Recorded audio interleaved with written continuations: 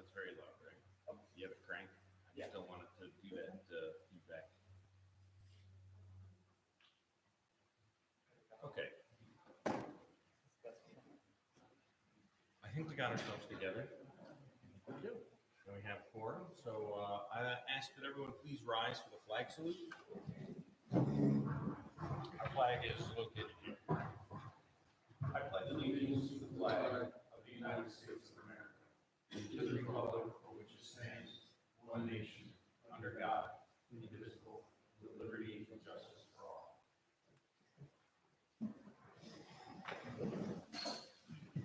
All right. Thank you. And thank you for being here today. I'm going to speak briefly about the meeting that we're going to have.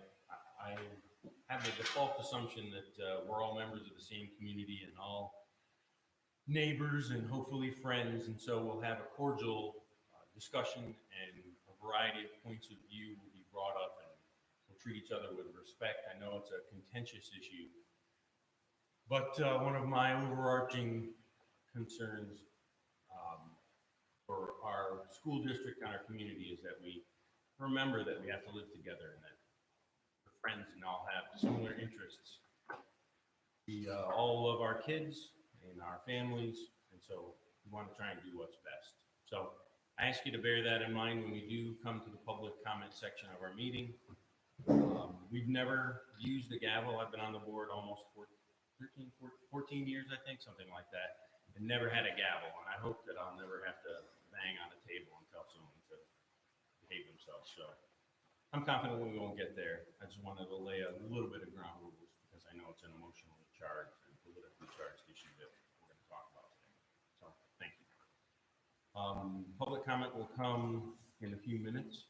We'll be taking care of a few items of business first. This is a regular meeting of the Board of Education. I want to explain a little bit about the timing. It is at a non-standard time, 3:30, so I apologize to anyone watching who was unable to attend if they wanted to. It is just a set of circumstances. We have a yearly retreat where the board gets together. We talk with our attorney about a variety of issues. We meet with NISPA, that's the New York State School Boards Association. They give us some guidance on ongoing issues. We have lunch, and it's a time where board members take a whole day. And so we, over a month ago, planned the retreat and planned this day and picked this time of day because it's about an hour after the other meeting ended, and it was convenient for us. Fair criticism to say we should have anticipated that more people would want to attend this meeting than a typical meeting, but I thought it would be more detrimental to change back to the 6 o'clock time at the last minute than add to the confusion than it would be just to keep it at 3:30 as we scheduled. So hopefully you'll be able to speak if you're here. If you are not here and you're listening on the stream, then you can submit your questions and comments via a link that was provided through Parent Square. And you can always email the board at bpboe@bpcsd.org. .org. Okay, with that, I think I covered my bases. And I would like to ask for a motion to discuss the minutes from the July 19th meeting. Okay, anyone have any changes to be made or comments about the minutes? All those in favor of accepting them as they are, say aye. Aye. Any opposed? Written communications, we have none in the packet. We do have some comments on the website about COVID protocols, but that's publicly available, so I won't read those.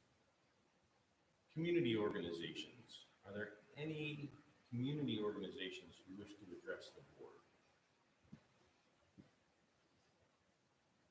Okay, so then at this time, we will open the meeting for public comment.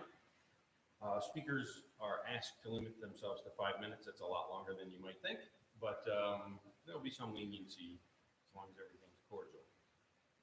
I'm going to move this microphone so that people can speak. You don't have to stand right here in front of the table if you want to talk to us. And then hear what everyone has to say.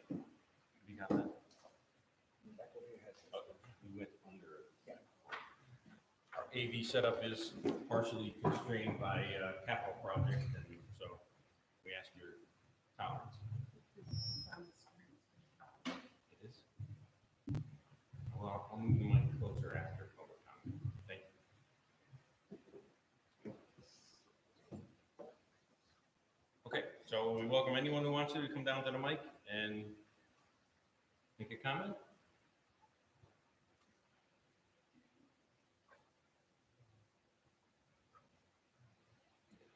If you just tell us your name, appreciate it. Thank you.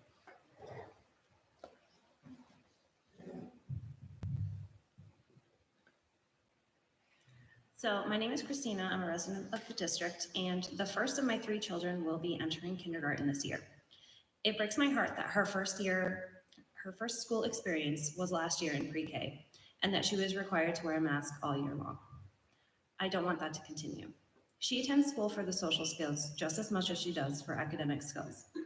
Masks hinder learning social skills, like recognizing emotions, as well as verbal skills, like learning to enunciate words. Masks can also hinder oxygen exchange, which can inhibit brain development. As a high school educator, I see daily how the lack of foundational skills can be detrimental to student ability to learn and feel confident in their abilities to take on new challenges in academic and socially. To say I'm concerned for my daughter and all of her peers is an understatement. In-person learning with masks is not in person. I would fully support optional masking this coming school year. I'd be more than happy to sign a waiver. The educational setting is unique and special, where our children will spend the majority of their time. The place they spend the most of their time should be warm and welcoming with smiling faces, but it should also have faces expressing all emotions. Children need to learn how to recognize emotions, how to respond appropriately to them, how to control their own emotions, and so on. Emotional intelligence is a strong predictor of its success in entrepreneurs, much more than general mental ability. Emotional intelligence has also been identified by universities as a critical skill for success. Masking children directly interferes with their ability to learn and improve their emotional intelligence. Masking children directly affects their sense of normalcy. Masking children interferes with their ability to breathe properly, and in turn negatively affects their health. One of the reasons why my children's doctor has provided them with a medical exemption from wearing masks. Children's brains require more oxygen than adult brains. Limiting the amount of oxygen to their brains at this young age can cap their overall brain development, never allowing them to reach their fullest potential. My children were not negatively affected when they contracted COVID, and I'm confident that maintaining their healthy lifestyle will ensure they continue to not be negatively affected by COVID should they contract it again, or any other communicable disease for that matter. As the decision maker in their lives, I take that responsibility seriously. Their health is my responsibility. So in conclusion, I'm responsible for my children's health. I can even make sure that they're learning what they need to be at grade level. I can't provide the social setting that in-person learning in a public school can provide. I need that from you. They need that from you. They need a mask-free social environment now in order to have a lifetime of success. Thank you. Thank you.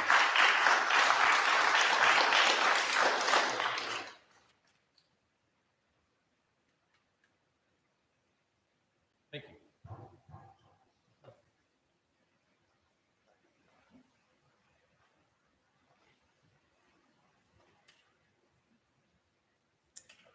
My name is Amy. I'm here to support our children that really struggle with wearing masks. You say you care for the health and safety of our kids, and I'd like to say that I believe that many of you don't want our kids in masks.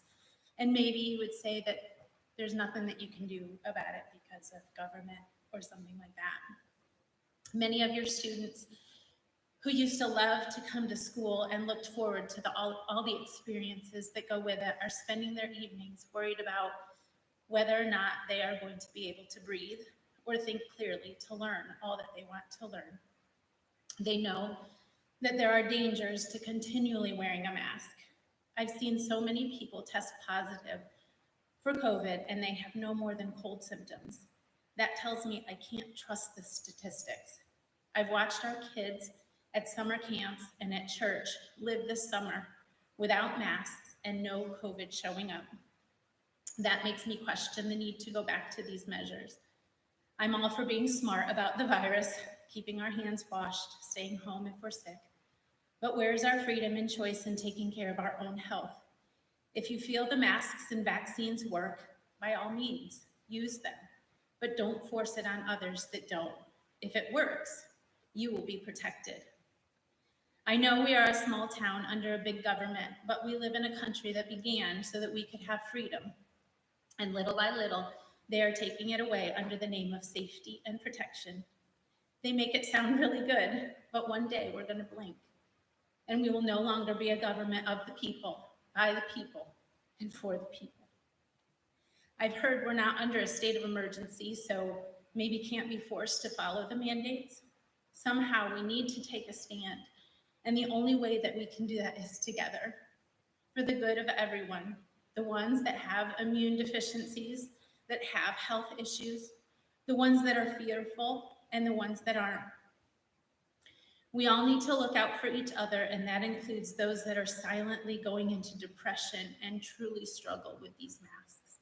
Our kids put on masks, and they complied to all that you asked them to do last year without complaint to you. They wanted to be strong, they wanted to be respectful, they wanted to be obedient. But inside, where no one could see them except their parents, they were falling apart emotionally. I just want to encourage you to keep fighting for your students and keep looking for ways that we can keep our freedoms. I'd like to close with a letter from one of your students. It's called The Side of a Student. Hello, I'm a student at Broadalbin-Perth High School. I recently found out that I have to wear a mask for my favorite sport. Before I get into this, I want to point out how important this sport is for me. I always look forward to practicing and games and everything in between. The closer tryouts for this sport came, the more I began to stress out because I have to wear a mask.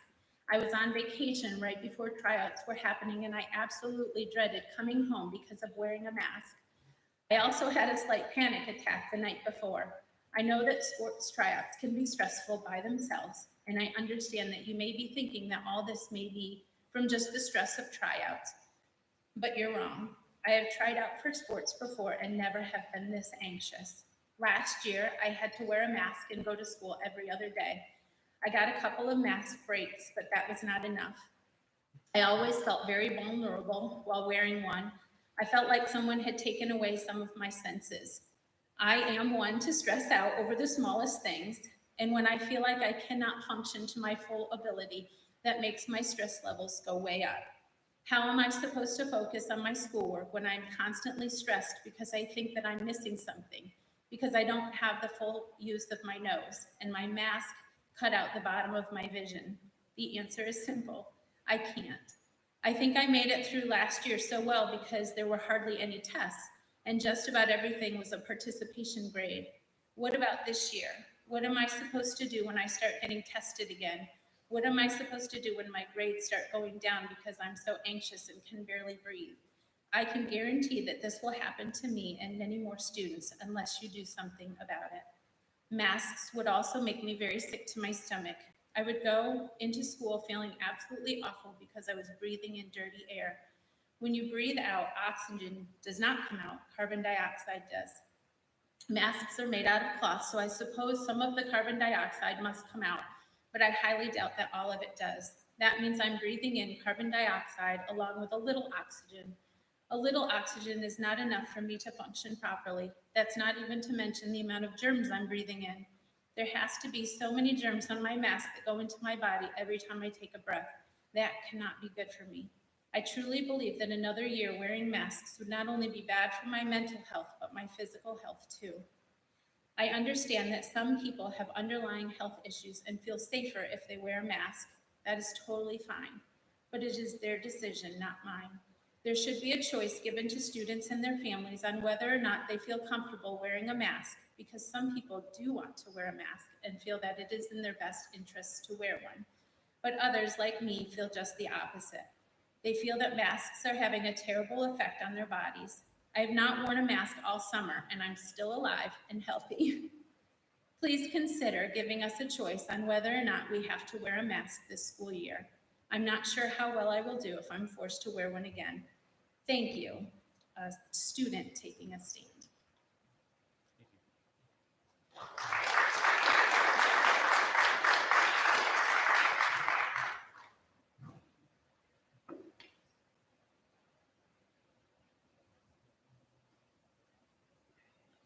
Good afternoon.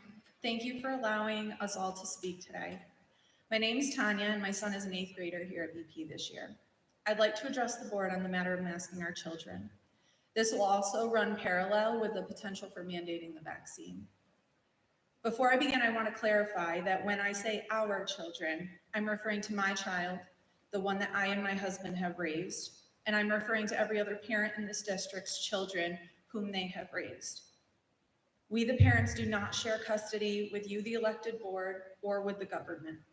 We are the parents. They are our children alone, and we should be able to decide on matters pertaining to their health as well as anything else with their being. Now, the statistics and science have shown time and time again that masks do not prevent the spread of COVID, and neither does the vaccine. I could provide you with many sources, but honestly, it's been done so many times, and I don't want to spend my time talking to you about that. You can research that, but the one thing you can't research is firsthand experience and feelings. So I'd rather speak to you straight from my heart and from my experience. I'd like to start off with accountability. We teach our children day in and day out that they are responsible for their decisions and their actions. All you hear in our school district is adults telling our children to make good choices. I want you, the elected board, to take that into consideration. If you choose to mandate masks, you're forcing parents and children to do something against their will. In doing so, you open yourself up to absorb that responsibility and the repercussions of that choice.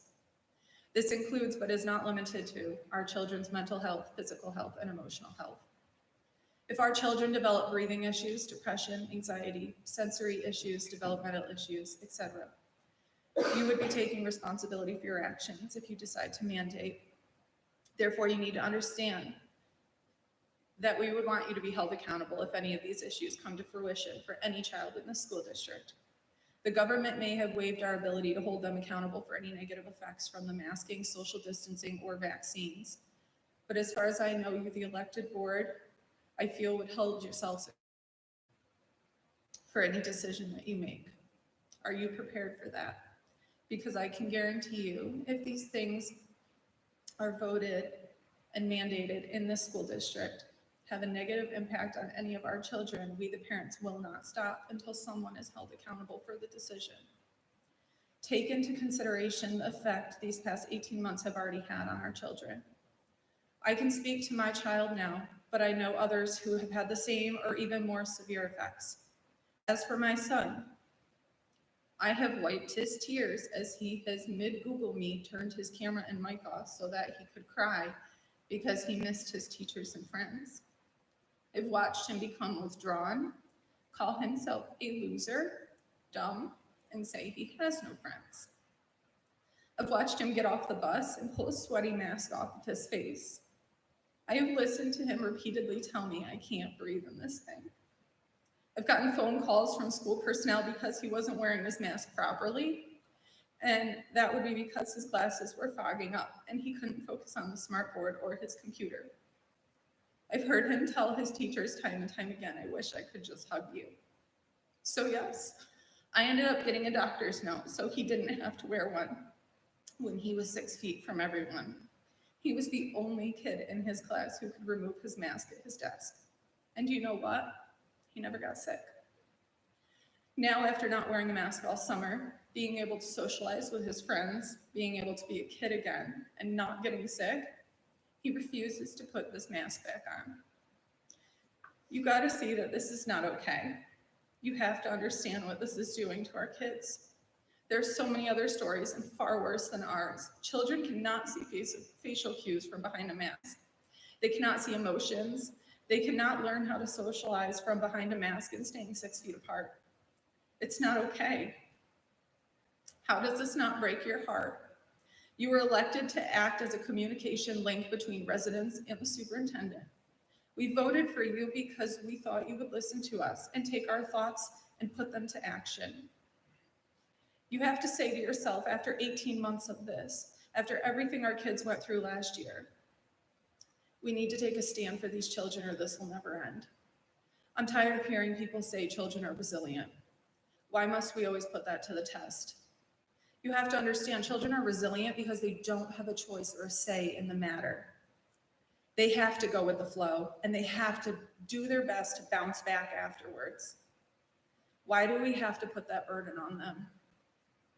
Here at BP, the mission statement is as follows. Broadalbin-Perth Central School District provides a stimulating and safe environment of success for lifelong learning. Students of all ages will develop intellectually, emotionally, creatively, socially, and physically through the cooperative efforts of school and community, all striving for excellence. Wearing a mask, staying 6 feet apart, forcing parents to make decisions for their children that they do not agree with does not support this mission statement. In the past year, that mission statement was failed. Our children have all regressed in every single one of those areas. They have been set back emotionally, creatively, socially, physically, and especially in their education. I was lucky enough that on my son's remote days, he had wonderful teachers and a teacher's aide who would log on with him and help him do his work. I want to note that none of this falls on them because they didn't choose to have to teach this way, and they would prefer to teach the way it was prior to 2020. But do you want to know what my son did on remote days? He spent maybe 3 hours online, most times only 2, and the rest of the day he hung around the house, not learning, not socializing, not being physically active, because I had to work as well as my husband. So many other parents can attest to this situation, or worse, with their children having absolutely no guidance on remote days and ultimately teaching themselves. This is failing our children if this year is made to look anything like last year. I want to talk about our core values really quick that BP stands for. Heart is one of them. I ask that you have heart. I ask that you care enough to give parents the right to choose. Courage. You're going to need to have the strength and be brave enough to take the path less traveled. Dare to do different for the kids and the parents at BP. Citizenship. This one I would see as being some part of something bigger than you. You, the elected board, represent the parents, we, the community. This is about more than what you're willing to sacrifice because us parents are not willing to sacrifice our children. Service is what you, the elected board, do for us. We elected you, you provide a service, and part of that service is to be a voice for the parents. And lastly, inclusiveness. And to me, this is a really big one. Because if you're going to use this as a core value for our school district, you're saying to our kids that it's okay to be different, it's okay to look different, act different, and think different. Mandating masks and forcing someone to do something against their will is not a good representation of inclusiveness. Now, on the other hand, allowing parents to decide what is best for their child and teaching every child that it's okay for people to think differently and to have different views and to continue to treat each other with respect, that would be inclusiveness. I'd like you all to simply ask yourselves when. If not now, when is enough enough? When are you okay with going back to what education looked like prior to 2020? When will you draw the line? Because parents are ready to be heard. We're ready to defend our children to the bitter end. We will go to the lengths of the earth for them. But this is in your hands now. No more passing the buck. Set an example. As hard as it may be, if school districts across New York State collectively said we are not going to do this to our families, they deserve to have a choice. Imagine the change that could bring. Our children are waiting for you to take a stand for them, and I pray that you choose freedom over fear. Thank you.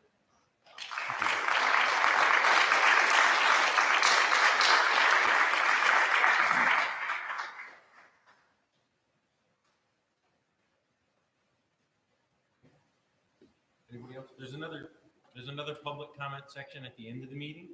So if you prefer to speak after having heard the rest of the meeting, that's an option for you. Can we get that microphone to come back?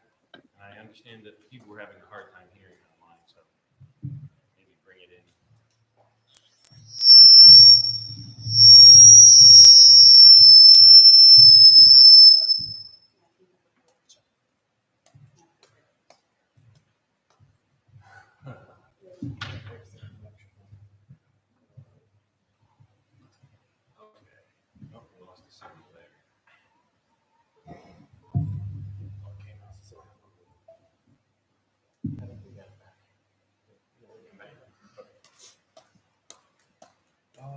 Actually, I'm going to be turning this over to you, Mr. Townsend, Thank you very much, Mr. Shimowski. I'd like to, in a second.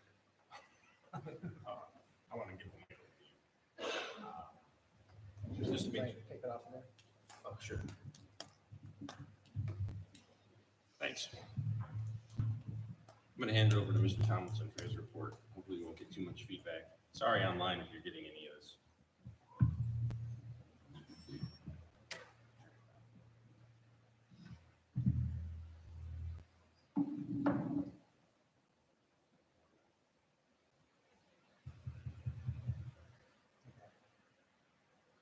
I'm not worried about it. I think everybody here. I'd like to take the time to give the Board of Education an overview of where we are at our capital project as we are approximately 2.5 weeks away from the start of the school year. I'll start over at the Perth campus. As we are sitting here today, the classrooms, all of the classrooms are finishing up their renovations with flooring, with paint, new ceilings, and doorways and window trims and so on. All of the classrooms over at the Perth campus will be open and ready and available for the teachers. We hope that a week from today, the teachers are able to get back into their classrooms to start to set up their rooms. However, there are 5 classrooms on the upper floor at the Perth campus that are getting brand new flooring. So that will take about 2.5 days next week to get that completed. Finish with a 6-inch rubber base molding around the edge and just tidy things up, and those teachers will be able to get in. So for the start of the school year over at the Perth campus, all of the classrooms should be available for the teachers. Outside of the classroom, we're finishing the stripping of the many decades of paint over the years, bringing that down to the original metal, painting that our Patriot blue. Many of those doorways have been completed, but we do expect that throughout the month of September, there will be some of those doors that will need to get painted as well. We'll be doing that after hours, not to interrupt instruction. All of the flooring in classrooms and in major corridors will be done, with the exception of the stretch of about 50 feet of flooring directly outside of the new 4th grade classrooms, which is the old middle school media center. That flooring, the VCT tile will be taken off, and then we will have exposed plywood for a couple of weeks until that product arrives and we're able to put that down. Any of the work that I mentioned that needs to be done, almost all of it will exclusively be done after hours and on weekends, not to impact instruction. As we speak, the playground is being built in the back of the campus. You might recall that that's the playground for our pre-K through 2nd grade students, and it is directly behind the Perth campus on the cemetery side, directly adjacent to the cemetery. They're working on that, and that should be done by mid next week at the latest. Along with that, there will be some paving to upgrade the asphalt paving that runs adjacent to the playground, and that will be completed for the start of the year as well. They will be looking for some good weather. I think starting tomorrow, they may be striping all of the parking lots over at Perth, including the brand new asphalt finish coat that was put on for the access road all the way into the visitor parking lot. And then they will be lining that as well. They just need to get a couple of days of sun and good weather to complete that. All of the rooms, the gymnasium floor has been stripped right down to the original wood, repainted, and refinished. That will be available. The stage area has all of its new rigging systems, curtains, lighting, and sound system over at the Perth campus as well, and that will be ready to go for the students. The brand new partition door has been installed that essentially divides the Perth gymnasium in half. That has all the safety sensors that are required to be sure that people that are operating it are safe when doing so. The new office suite has been completed.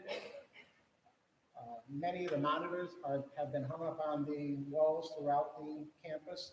The PA system, the clock system, the phone system have all been upgraded. The door swipe systems are being installed now, and by the start of the year, Anyone that has a badge will be able to use that badge to access entry into the campus.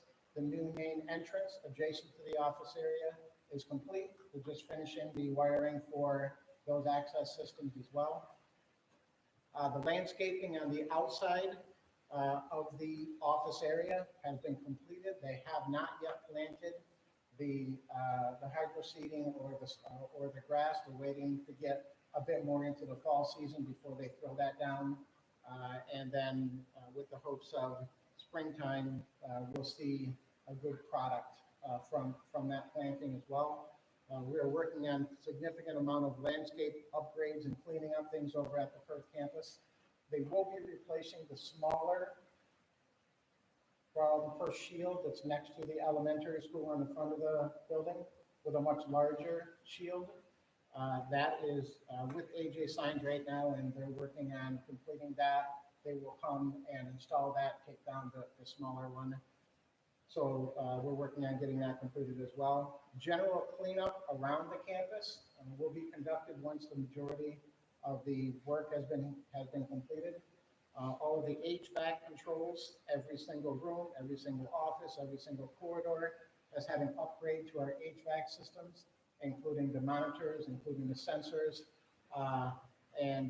They are much more efficient and operating according to the New York State Department of Health and SED requirements for general airflow in certain areas. That's been completed. The fire alarms will be tested, I think, on August 26th and 27th, later this week at both campuses. We can't move into the campuses until they have all been tested, not only in the newer areas, but in the renovated areas as well, because we've done so much renovation that has to have a complete testing of the system. The brand new nurse's office, as of today, has plumbing fixtures in it, flooring, and that'll be ready to serve the 900 or something students that we'll have over at the Perth campus as well. So we are rapidly moving forward. I had a State of the District meeting last Friday explaining all of this to the faculty and staff, asking them to stay away at least until Monday, August 30th. They will get more communication from me later this week, letting them know certain groups of teachers can enter the buildings at certain times based on their location and based on where the construction is taking place. But if you've been over there, you'll see that most of the construction crews out of the front of the building have now moved off site, and they are just in the midst of the finishing touches over at the Perth campus. Any questions at all in general on anything with the Perth campus? So our goal is project-wide, as I start to talk about the Broadalbin campus, our goal is to submit all of the closeout documents to the Department of Education by the last day of 2021 calendar year. That's an important time frame, because what that does is that allows us to receive $700,000 in aid for the project this budget year. If we miss that deadline, then we won't lose any aid. It'll just be kicked back one additional school year and added on towards the end of the payback of the project, which is 2036, something like that.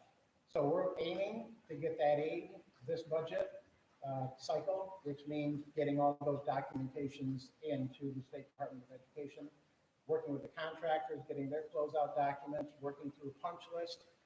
We walk every single classroom, every single corridor, and identify certain areas that need to be addressed.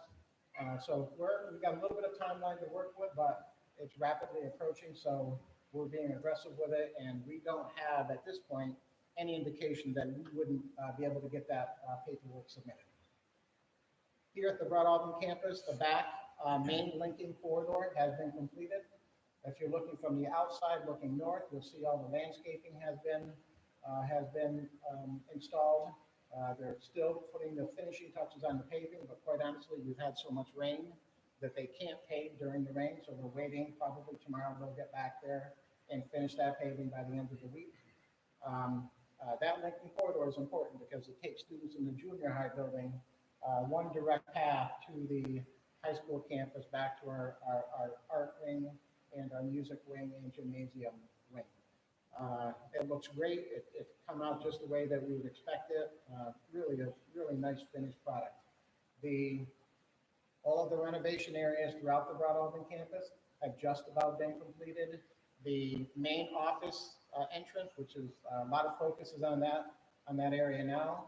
They should have started today putting the floor down and putting the finishing touches, windows in between the outer area and the main office, and now focusing their attention on the office area itself. It's a much larger entrance now that can accommodate more parents. It's a much safer entrance. Parents cannot get into the main portion of the building without providing their ID and checking in and so on.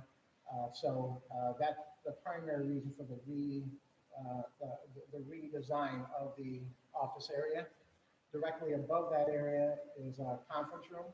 That has been completed, just waiting for the carpet to go into that area. The lecture hall, you've all seen. Today, the furniture was supposed to arrive that will be installed permanently affixed into each tier of the lecture hall, and that should be completed. We're looking forward to that because that has the latest and greatest technology, so that we don't have to deal with this anymore. We'll have our meetings in there, and everything will all be set up for us. We'll be able to stream, be able to do everything we need to do. So that should be completed, and we should have our next board meeting in that lecture hall in September. The student-run cafe has been completed. We're just waiting for the 2 by 4 foot fire-rated ceiling panels that are necessary in that area because there's cooking going on in there. So it's not a regular ceiling panel. It has to be fire-rated. There's a back order on those. Believe it or not, we're still waiting for them. We don't expect that in any way will impact any of our programming. The adjacent to that is our student-run store, which is the old high school conference room that was actually used several years ago. That will be the new school store. They put the door frame in, the windows in. They probably are working on the floor today, and then paint and all of the millwork. Millwork is any cabinetry, any cupboards, anything like that that are installed in classrooms.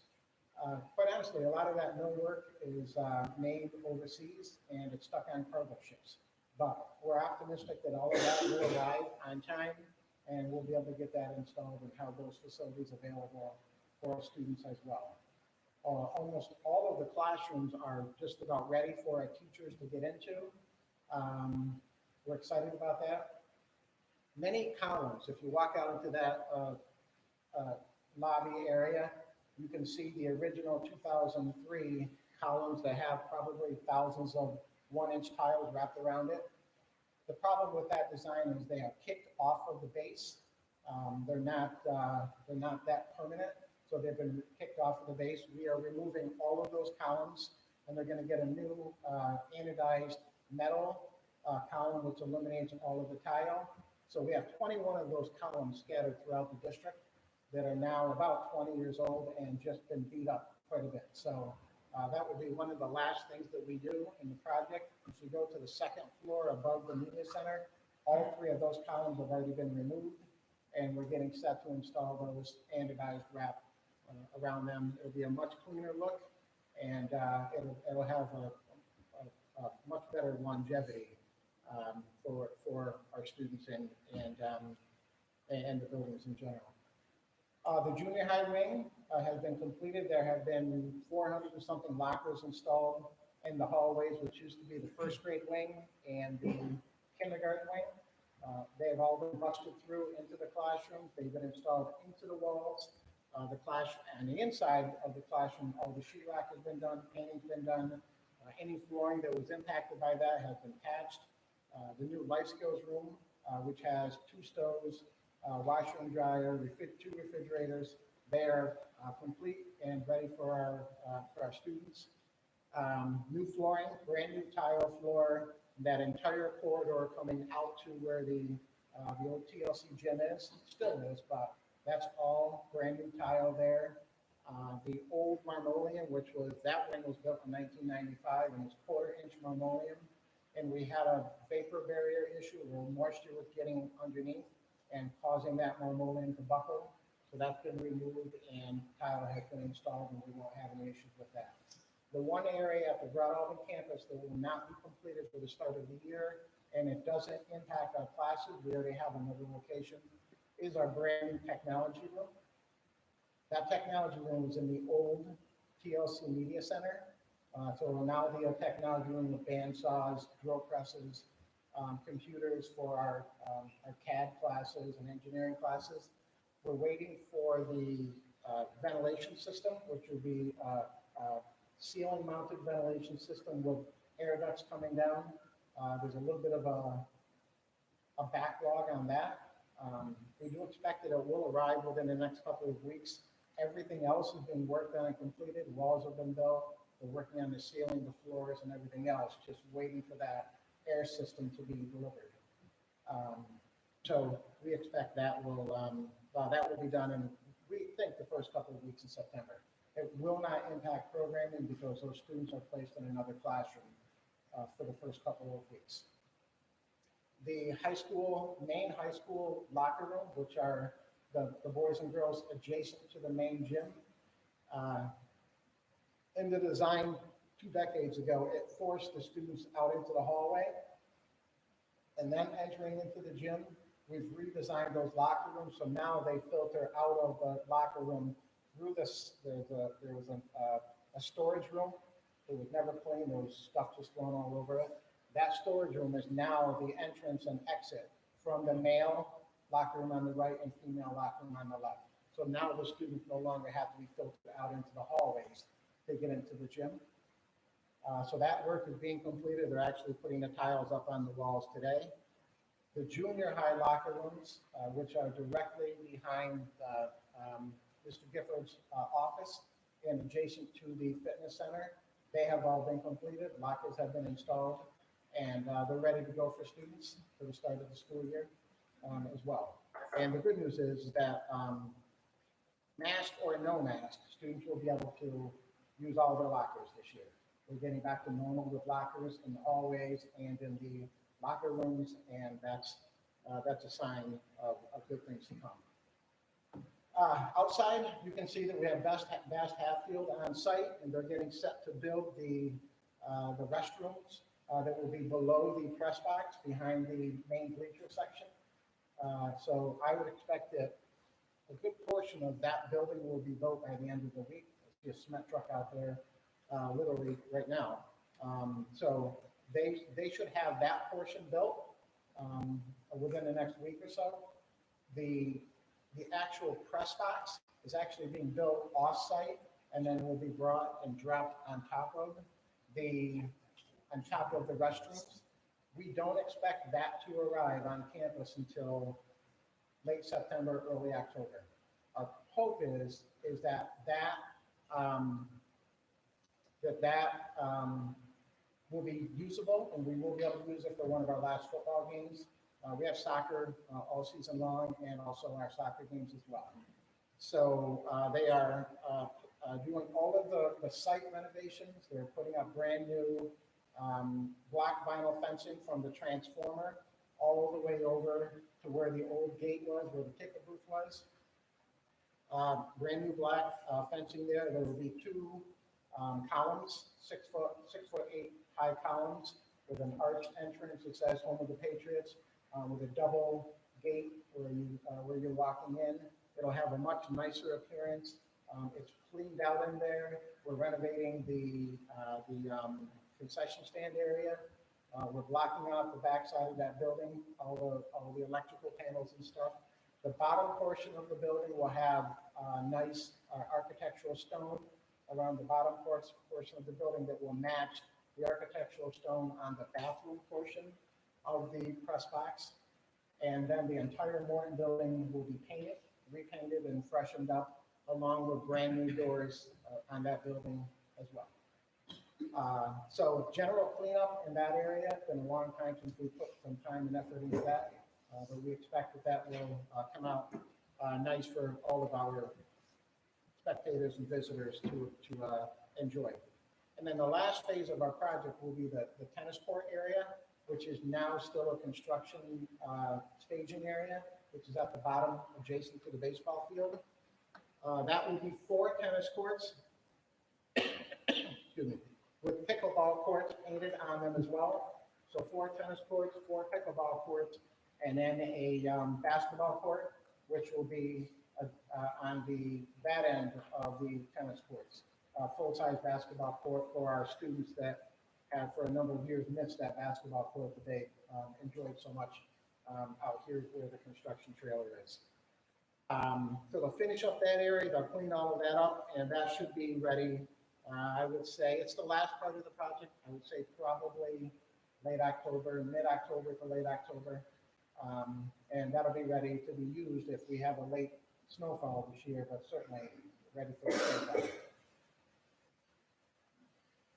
Any other areas, the Broadalbin campus or Perth campus, that may be weighing on your mind?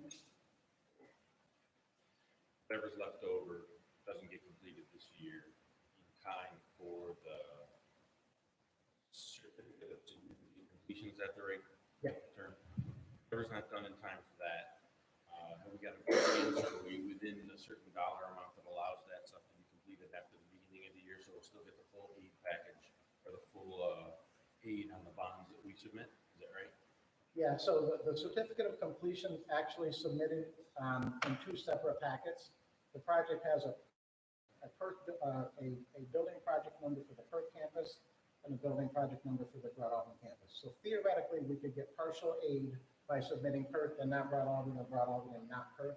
I am not aware of any variances that would allow us to partially submit either one of the campuses. That's something, we had a meeting last Thursday, and we're working with Bernie Donahue office to see if that's a possibility. Again, I want to stress, we're not losing the aid. It just pushes the receipt of the aid back out one year. So Correct me if I'm wrong, we had to submit the certificate of significant completion by November? nope, last day of the calendar year, Oh, okay. at the end of So- 2020. Whatever's not done at that moment, on our dime after that, or it's a separate? No, it's not on our dime. It just means that we're not going to get the aid until the next year. Oh, okay. Yeah, we're I not thought we losing had that, anything. It's just, As a barrier. exactly. And really where it plays itself out is that when we develop the budget and we're looking at our revenues and expenses, we just have to know that the revenue that we were planning on getting for that will be less, but we'll get it more the next year. So it's just a cash flow type of issue. And I want to stress that as I sit here right now, I'm not concerned about getting those in. There's all indication that we'll get some of that work completed. Most all of that work completed so that we can submit. Okay. Of course, you'll continue to get updates from me on the project as we work through for the next few months. Any other questions? Thank you. Okay, I'd like to move to the school reopening update. Let me see if I can pull this up. So, as the Board of Education knows, this has been one heck of a summer, and actually a summer following one heck of a year and a half for all public schools in the state. I want to take the time to thank all of the parents that are here that I believe so eloquently shared your thoughts and your concerns.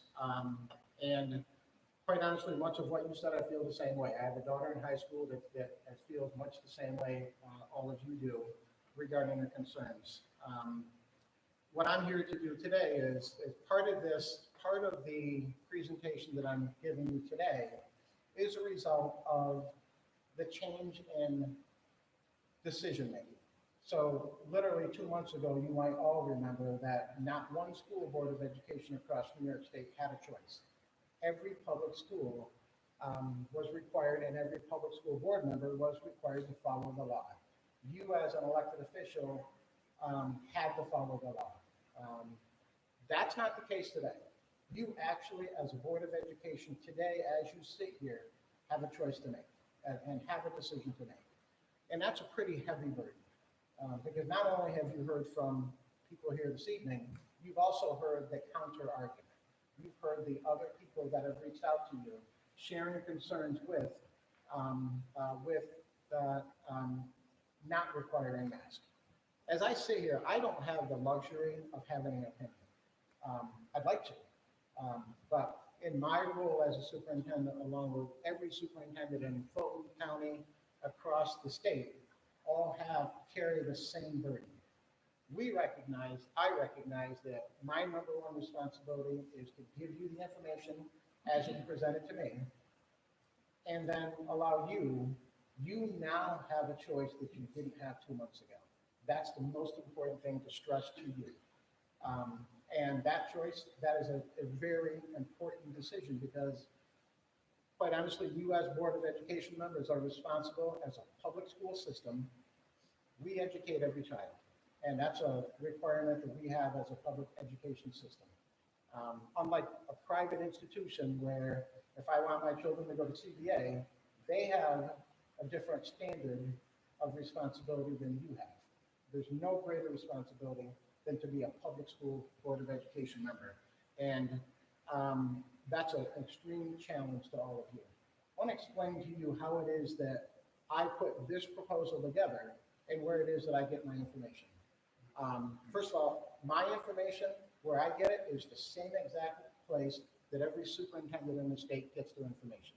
We're all talking to the same exact people. We're talking to the same lawyers. We're talking to the same health department. We're talking to the same state education department. We're talking to the same people. What might be different from Broadalbin-Perth from Johnstown might be our school physician. Maybe we have the same school physician, I don't know. But we're talking to all of the same people that have a strong say in this decision. It should not be surprising to you that last week I received 2 letters that I've already forwarded to you. I received a letter from Dr. Horowitz, who was our school physician for 37 years. And then I received a letter from Dr. Eisenberg, who has been our school physician for the last 1.5 years, 2 years now. And they share the same common strong opinion.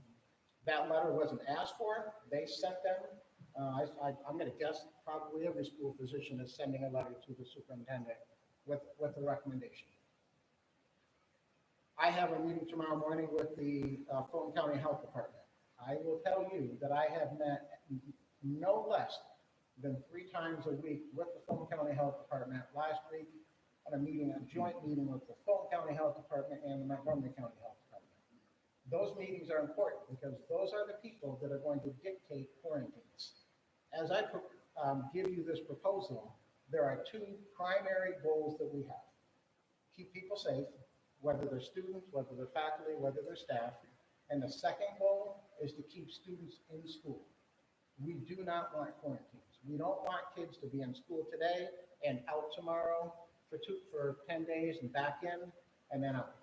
So my responsibility, the same as every superintendent, is to devise a plan that we think is the way to keep kids in school without being forced into a quarantine. At the end of the day, the health departments dictate the quarantines. They're the ones that develop the rules, working with the state health department, and we as superintendents push back as hard as we can on the health departments. We've done that for a month now, pushing back as much as we can on them. But frankly, what we're saying to the health department is, you got to work with us. We understand that there may be national opinions on COVID. We understand that there may be CDC guidelines on COVID. But what the reality is that our kids are being more damaged by taken out of schools and being placed in quarantines.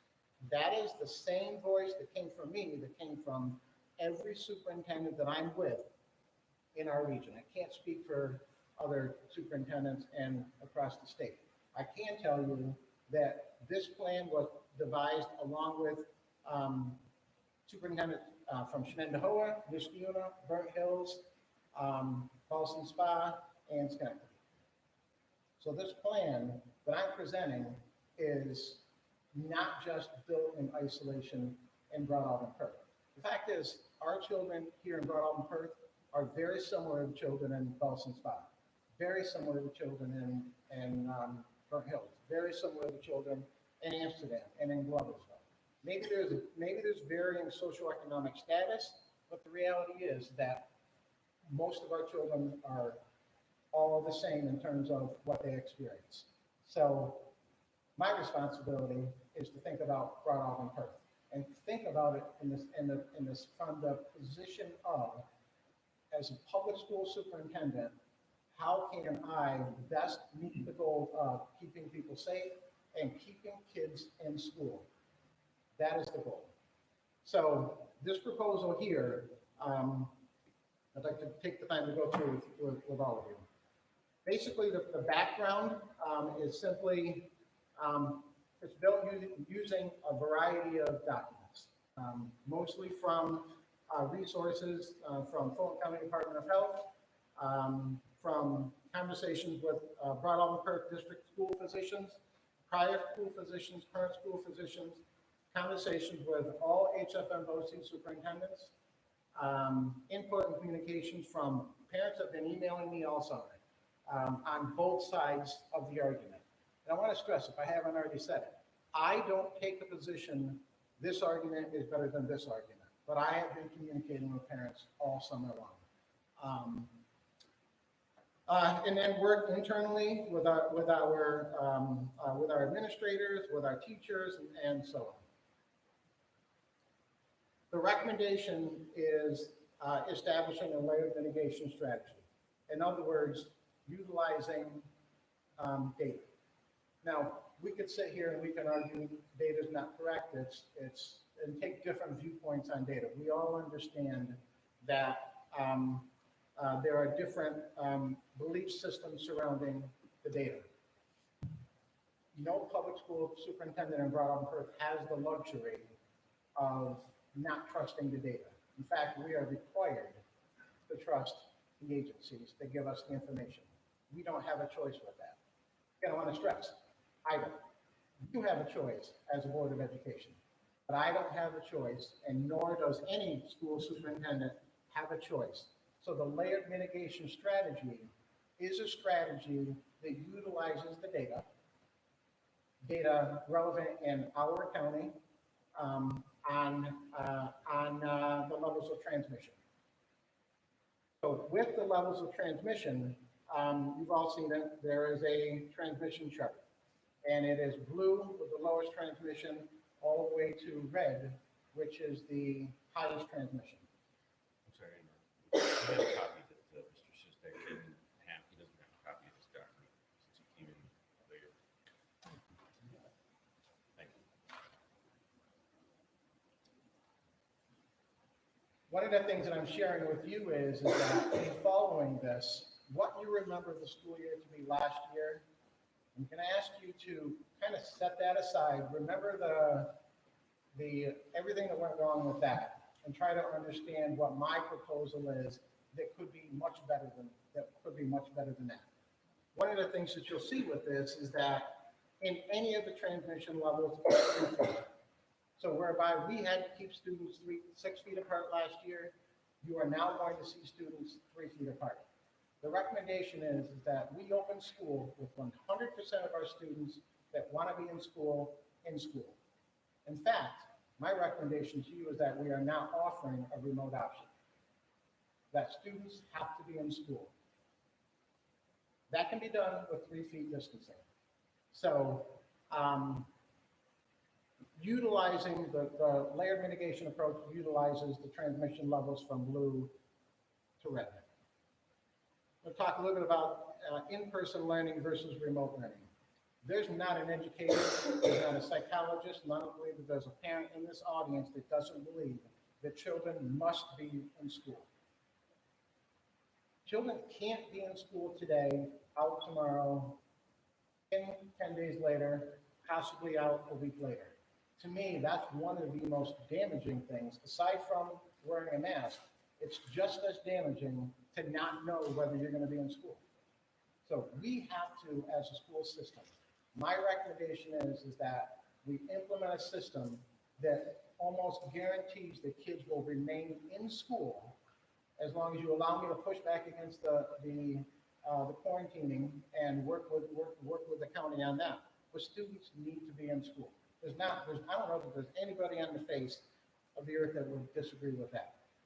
The state requirement last year for in-school learning has been lifted. You have no requirement right now. You all know that it's the decision has been put on all of you unfairly, been put on all of you, and been put on local departments of health. So that's where the decision making is. Now, I sit here at 4:30, midnight tonight, there's going to be a new governor. That may or may not be a different story. I can't speak. I haven't even been following what could happen with that. But as we stand right now, you have the decision. We may still use remote learning options in certain situations. So in my recommendation to you, I am recommending that if a student feels that they have a valid, documented medical issue that should keep them out of school, they need to provide documentation of that. That is the only option for offering remote learning in Broadalbin-Perth.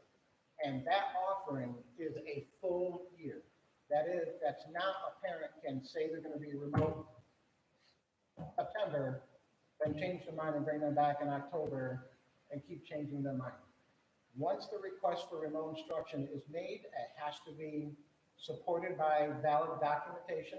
It has to be approved by our school physician, and then we would provide a remote learning environment for them. That remote learning will not be with Broadalbin-Perth staff. Almost all schools in our region and across the capital region will be utilizing and subscribing to a remote learning school through the capital region BOCES. So for example, if we have a third grade student in Broadalbin-Perth that has all the medical documentation that they're not going to come in school, in our school, they will be enrolled into a third grade classroom taught by somebody in the capital region.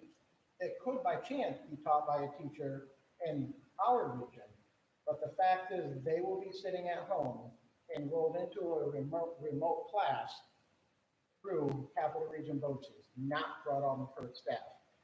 That's a strong recommendation because what we are trying to do, I'm not alone in this. I think every school in our region taking the same approach. We have to protect the integrity of our education system in our schools. We can't put teachers in a situation like they were last year where they're responsible for 10 students on a computer while they're responsible for 10 students in front of them. That's not a good situation. We can't put them in that situation again. Same thing for a high school student. If a high school student has a documented medical condition, that high school student provides us with that documentation with their parents. It gets approved by our medical director, and then we will enroll that high school student in a remote learning program where they will get their science, social studies, ELA, math, all of that in a remote setting because that's what they've asked for. But it will not be with Broadalbin-Perth staff. The only caveat to that is this. Those are people that have asked for permanent placement into a remote setting. We still have, what do we do with kids that are forced into a quarantine? You as a Board of Education, if you elect, and it is your choice, to not mask students, I'm going to guess that will increase quarantines. That will force the school district to come up with a system by which we have to educate those kids that are on a temporary quarantine placement. So temporary means by law, anything less than 10 days, or actually I think it's more than that. It's a temporary placement. We know they're coming back. So for a system like that, we are right now building that system. At the secondary level, we're creating a secondary, a PM school, which will be from 2:30 to 4:30 for our secondary students that are in a quarantine to get their education. For the elementary students, we're looking at another model. We haven't yet finished that model. But those are kids that were caught into a quarantine because they came in contact with somebody that tested positive. Okay. And can you just talk a little bit about the rationale behind having someone choose to be permanently remote? Is it about the continuity of instruction so that they would be entering somewhere midstream in the curriculum path if they were out and came back in? Is that it, or is there? It's definitely continuity of instruction. You know, it's always difficult for any one of our students that, especially students that are constantly moving between districts, that they almost inherently lose almost a full year of quality instruction because they're getting different types of instruction, different curriculums, different models of learning. So it is absolutely directly connected to the continuity of what we are doing in our classrooms, but also the continuity of what they are learning on their end. It's just not good pedagogy to have students bopping in and out at a while. Just no. That's a good question, though. So, moving to the next slide. Reopening measures. So the key elements of this framework, which you see here, are again, will depend on the virus and the transmission in our schools. One of the things that I'm actually, and that's county transmission, daily averages of positive cases in Fulton County, vaccination rates, which we have absolutely no control over. I won't push vaccinations. I will not promote vaccinations. We have very little control over that. And assessment of the school environment. In other words, the number of positive cases in any particular classroom can impact the decisions that we make. Screening test results. You'll see a little bit later on in the slide, I'm strongly recommending to this Board of Education that you allow me to implement a voluntary testing program in the school. So essentially what that means is that we will be communicating with all parents and allowing them to volunteer their child to be rapid tested, which is just a swab in the nose. Again, voluntary staff members, the same thing. One of the ways that we can influence this chart is by increasing testing. Because what we have right now is if we have 5 people in Fulton County today test positive, they're not testing everyone. They're only testing who they have to test. So every public school, and I believe in our region, has agreed to implement a testing program, voluntary testing program in the schools. And our goal is to drive down those percentages, which will go a long ways towards keeping our school open, keeping masks off of students. Can you talk about when that would start? It would start on day one, and it would run through the whole year? Yeah. Well, I would like to think that 2 months from now, we won't be in this. Although I'm not an optimist when it comes to being controlled by any of this data and so on. But yes, when we start the program, I had a meeting. I had a meeting with our HFM BOCES representative and representatives from the state that were offering the funding. Fulton and Montgomery County have been given $3.2 million of federal funds to implement a testing program. So we understand that that testing program can start immediately as soon as we have students and staff in district start to provide the testing. The testing would be 5% of our total population per week, 20% within a month. So 5% of our total population is about 100 to 110 people. Divide that by 5 days a week, it's between, 15 to 17 total people per week tested. So that gets us to the 20% threshold per month. And would our district's numbers dictate behavior for our district, or it's county-wide regardless? County, From their perspective, from the Department of Health's perspective? yes, yeah. Every test Designation of the color. Yeah. Every test, the transmission rate chart is what we're trying to influence. Every test that we administer gets reported onto an eClear system, which is a database, and that gets, we will have the results in less than 15 minutes. It's just a rapid test. Can we So start it soon?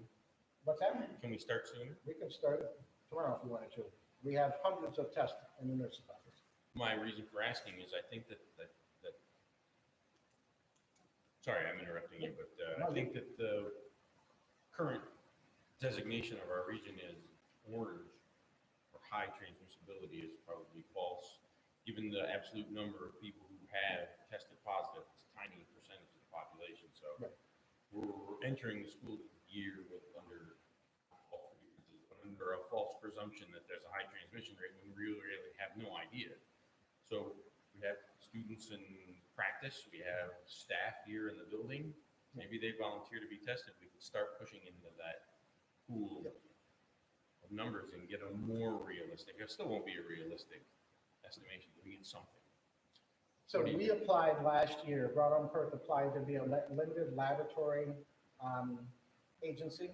It's actually a formal application through the Department of Health. So we have the license to administer those tests.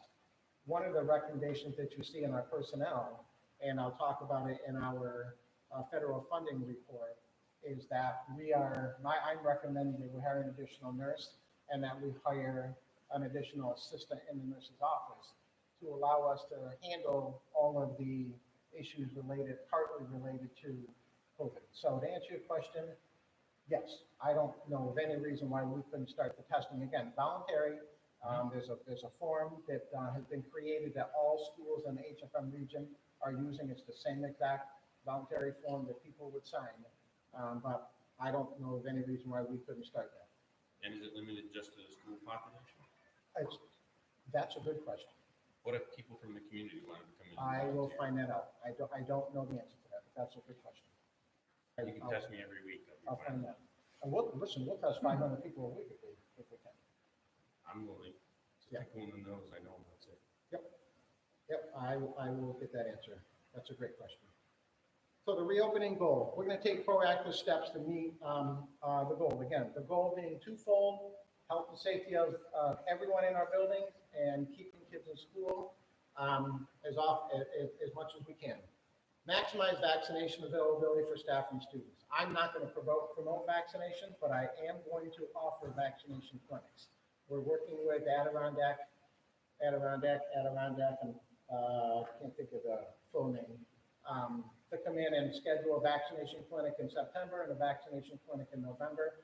Again, it is just offering it. I am not taking any stance on it, or just making it available. We all know that vaccinations for children under 12 are not allowed. Minimizing quarantine for students and staff. That is the goal, to keep kids in school. How do we do that? Ensure the students and staff who enter the buildings are not exhibiting signs of COVID through temperature screenings. So just like we did last year, every staff and student that comes to the building are going to walk past a temperature scanner. Students, when they get on buses, will have their temperature taken.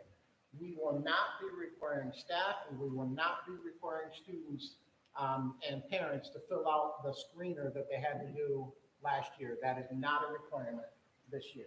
But we will be screening for temperature on the way into the buildings and on the buses.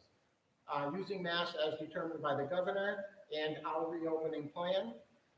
Monitoring daily cases in classrooms and buildings through staff and parent reporting. Quickly conducting contact tracing. We are still required to conduct contact tracing. In other words, when we find out that somebody is positive, I have to then identify what students came in close contact with that student.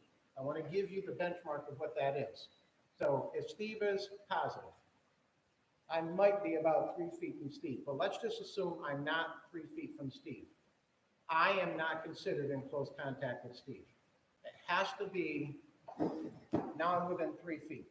According to the rule, if I stay within 3 feet of Steve for 5 minutes now and then I move back out, I've used 5 minutes of my time. It's a cumulative of 15 minutes inside of Steve's 3-foot radius. Then with that, then you are identified as being in close contact, and then technically I would be reporting that student or staff member to SED. Or not SED, to Fulton County Department of Health. That is a significant difference from last year. Last year, full classrooms were quarantined. Last year, it was 6 feet.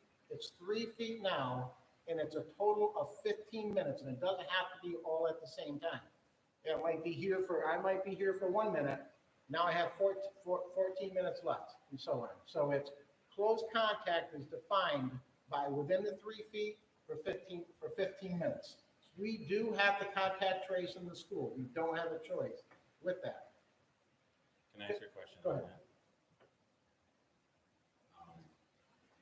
It seems a lot to ask, and it seems it's going to rely a lot on the judgment of whoever makes that call to say whether or not you were within 3 feet of Steve for 15 cumulative minutes over the course of a day. So can you play out a practical scenario for us where Steve tests positive?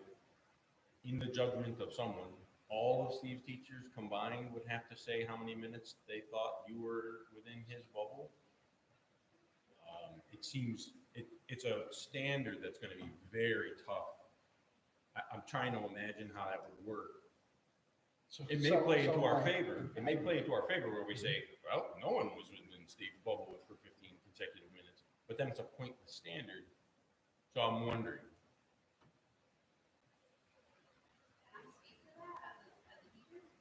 Sure. Of course. He gave you the point. Hi, my name is Yana, teacher pathologist here.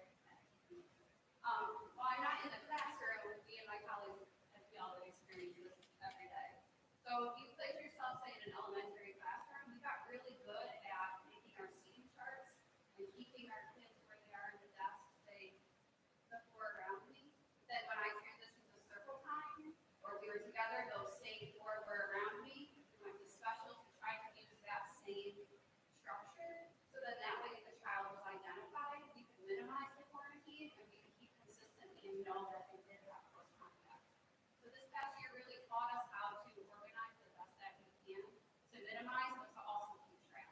It's not perfect. We're not perfect by any means, but we do try to keep our structure the same and to keep our written law the best that we can. If that helps kind of visualize it. I believe in the upper grades, it's a little easier because they're more lecture style teaching. I could see when you come into group work, if you maintain your same groups throughout the course of the year, things like that, you have a way of that helps people. Okay. Yeah, thank you. But the students in the group of 4 would be 3 feet or more apart throughout the course of the day. So the determination that I'm wondering about is how are you going to know if someone went inside that bubble of 3 feet and for how long they did it? So by the end of the day, you knew if it was 15 minutes or more. That's kind of the essence of mine. Sorry if I didn't help. No, it was helpful to see how the mechanism for how it was done. I'm just wondering about the particulars of, because you have to then turn around and submit a report that says, these are the students who came into contact. It almost seems as though the teaching style is trying to prevent that. So in theory, Well, yeah, keeping I mean, this it's, about with the style, sure. first of all, it's communication. So if Gail's classroom goes to Mrs. Tomlinson's classroom for a half hour, Mrs. Tomlinson's classroom comes back to Gail. Gail says to Mrs. Tomlinson, was there anybody that broke that 3-foot distancing? Yes, and there's a little bit of communication there. It is not a foolproof system, but I think one of the things that we expect, and that's sometimes not the approach taken by the bureaucrats and people that are making decisions that don't understand. We expect us just to use common sense. One of the things that we have realized from our teaching staff and our support staff is that they became really good at managing their kids. They're experts at managing their kids. I can tell you, on opening day, my discussion with our teachers is going to be, thank you. Number one, for keeping kids positive, for caring for kids, for doing everything that you've done with kids. Now let's keep it going. Let's come up with a system so that you are certain that we have not compromised any child's social distancing for a long enough period of time where we will put them in a quarantine situation. Well, let's just say, so my recommendation to the Board of Education is that when students are sitting at their desk and the teacher's up front, so I've got Haley Tomlinson sitting in a science class, and there's a desk, all desks around in rows. She's not wearing a mask. She's 3 foot apart, she's sitting there, she's enjoying her class, and so on. she's not ever going to be quarantined. Haley Tomlinson's not vaccinated. So she's not going to be quarantined even if she was vaccinated because she is socially distanced with her mask off facing the teacher. The teacher is at least 3 feet away from the kids and there's not an issue there whatsoever. Now, one might say, why can't we get to the day where our teachers can be intimate with kids? I used to be an elementary principal. I was always promoting the teachers, don't be afraid to give a child a hug if they come in and they need a hug. There's nothing that says we can't do that.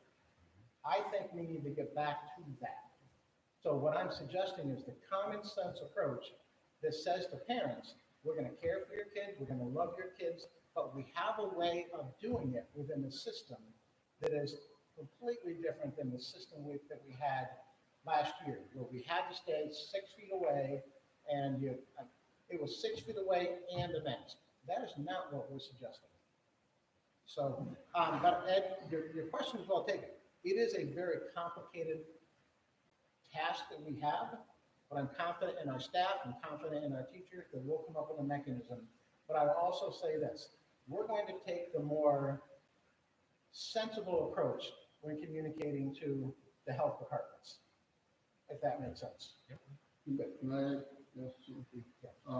So, like you said, last year is different, 6 feet apart masks. Last year also, and I'm not speaking of what the teachers are, it's not my place, but certain teachers have certain views. Certain adults have certain views on what they think the mask should and should not be. I was told in the beginning, last year as a board and as a parent, that my child would get a mask every so often in their seat. A couple teachers did that. I had 3 kids at school last year. There's one that didn't. And that was her way, the teacher's way of, that's her choice, I guess, right? Because she's not being told these students will get a mask break. It was, I guess it was kind of led up to their choice. That's why, how do I say it? They need a directive, right, from leadership to say, you will get that mask break, in my opinion. If we are, as a board, and we haven't acted, to do what we did last year and send students to school with masks on, there's got to be some kind of something. Say, from this amount of time to this amount of time, you will, if you want. Right? So my one child did not do that last year. And he will be able to this year. So I just want, as we go through this meeting and talk about this, I just want to make it clear that my hope as a board and as a parent is that my child gets that break if we decide to go that route. Your point is well taken. It is. What I would say is simply this. Whatever plan the Board of Ed adopts, that will be implemented to fidelity. If the Board of Education makes a decision that they're going to agree to mask wearing for any student or staff, if they are within a prolonged setting of less than 3 feet, then that would be the plan. If the board makes a decision that says that no masks are required, but they are optional, that is what will be put in place. A teacher, a staff member, no staff member will be able to go against the accepted plan by the Board of Education. There are nuances why that happened last year. I don't want to get into them now, but there were nuances of why that. Well, I guess my only point is because if we go that route, we did it last year, and I was told by you, district leader, that was going to happen, and it didn't, because you're not in every classroom. You can't be in all rooms at once. So, as a district director, I just thought maybe if we go that route, let it go. Encouraging staff who are not feeling well to please stay home. That is probably the most important thing that we can all do. I don't know that there's anybody in this room that would disagree with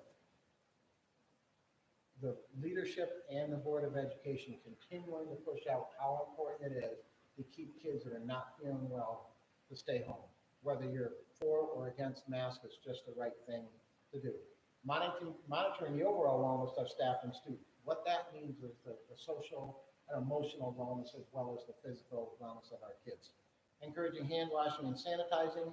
We are spending ungodly amounts of money to continue to purchase wipes, sanitizing.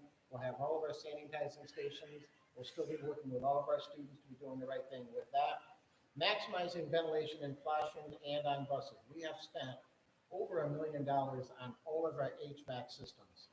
No, we have not purchased Broadalbin-Perth. I don't know the school district that has in our region purchased the most expensive MERV filters. We have not done that, and we do not need to do that. Quite honestly, they're overpriced, and they are not necessary for what we need to do in our school system. We follow very strict Department of Health guidelines on the amount of air that has to be circulated through an individual classroom every 10 minutes, every half hour, and that is fresh air from the outside. It doesn't matter if it's 0 degrees outside. We are required to circulate air inside of the classroom. Those are not a choice. That's why all of our HVAC systems have sensors and monitors to do that.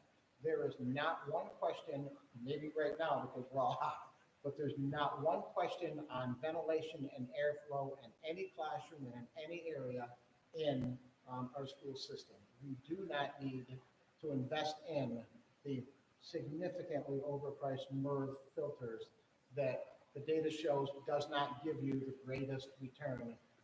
It's just common sense. When we can open up a window, when we can keep a door open in the classroom, when we can get outside air, that has just as much of an impact on the proper ventilation within our classrooms and in our schools. We have to frequently evaluate our plan. That's just the way that this, all of this has been happening, and I think we need to continue to do that. And then continue to communicate. And I will never say that we're ever perfect with that. I think we just need to continue to push things out through Passport, push things out on our website. But again, I want to stress, we will not be utilizing that screener every day like we had to last year. That is not one of the communication mechanisms. Masking plan. This is what we're looking at here. There's no requirement while students are outdoors during athletic competitions. And this is pending decisions from the for athletic competitions. It's pending decisions from Fulton County Health Department, Section 2. What I didn't put on here is New York State Athletic Association or the Foothills Council. So the Foothills Council has come out with, they have been in conversations and they are collecting the data right now. This Board of Education will make a decision. We all know that that the state has come out and have been very strong in saying that student athletes in the high-risk sports, which are football and volleyball, should be wearing masks. We know that. That's what they have said. But we are looking at the Foothills Council data, and this Board of Education will make a decision on what that will look like.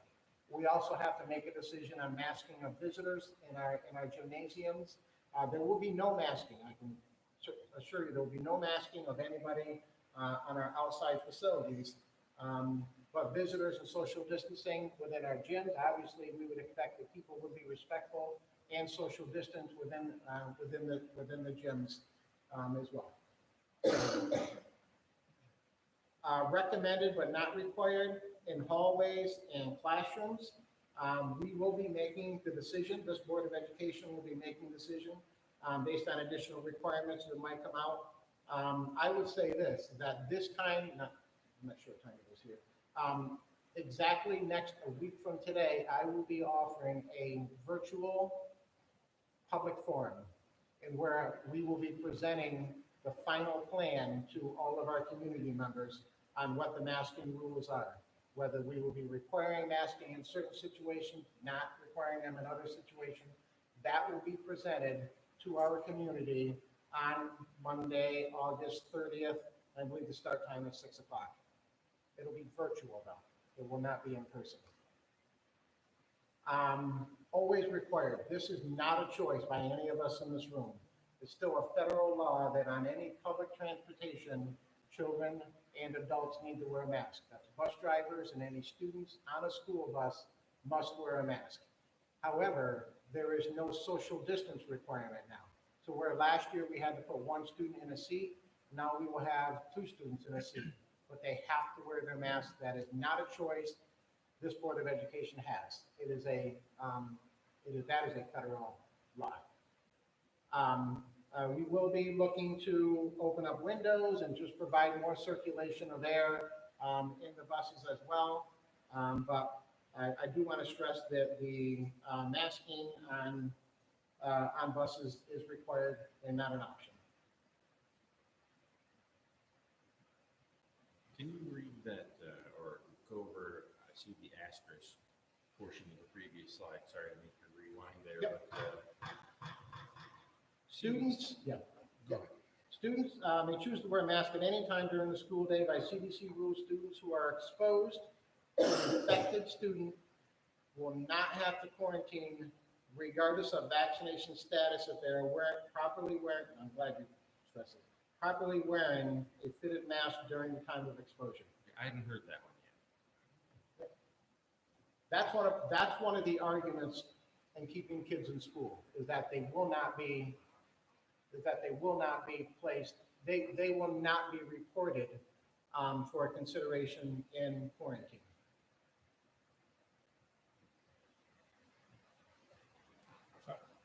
You made the point, we talked earlier, they said that before. Yep. And they didn't follow through on that promise. If you were 6 feet, if you were socially distanced, you wore a mask, you wouldn't be quarantined. And they reneged on that.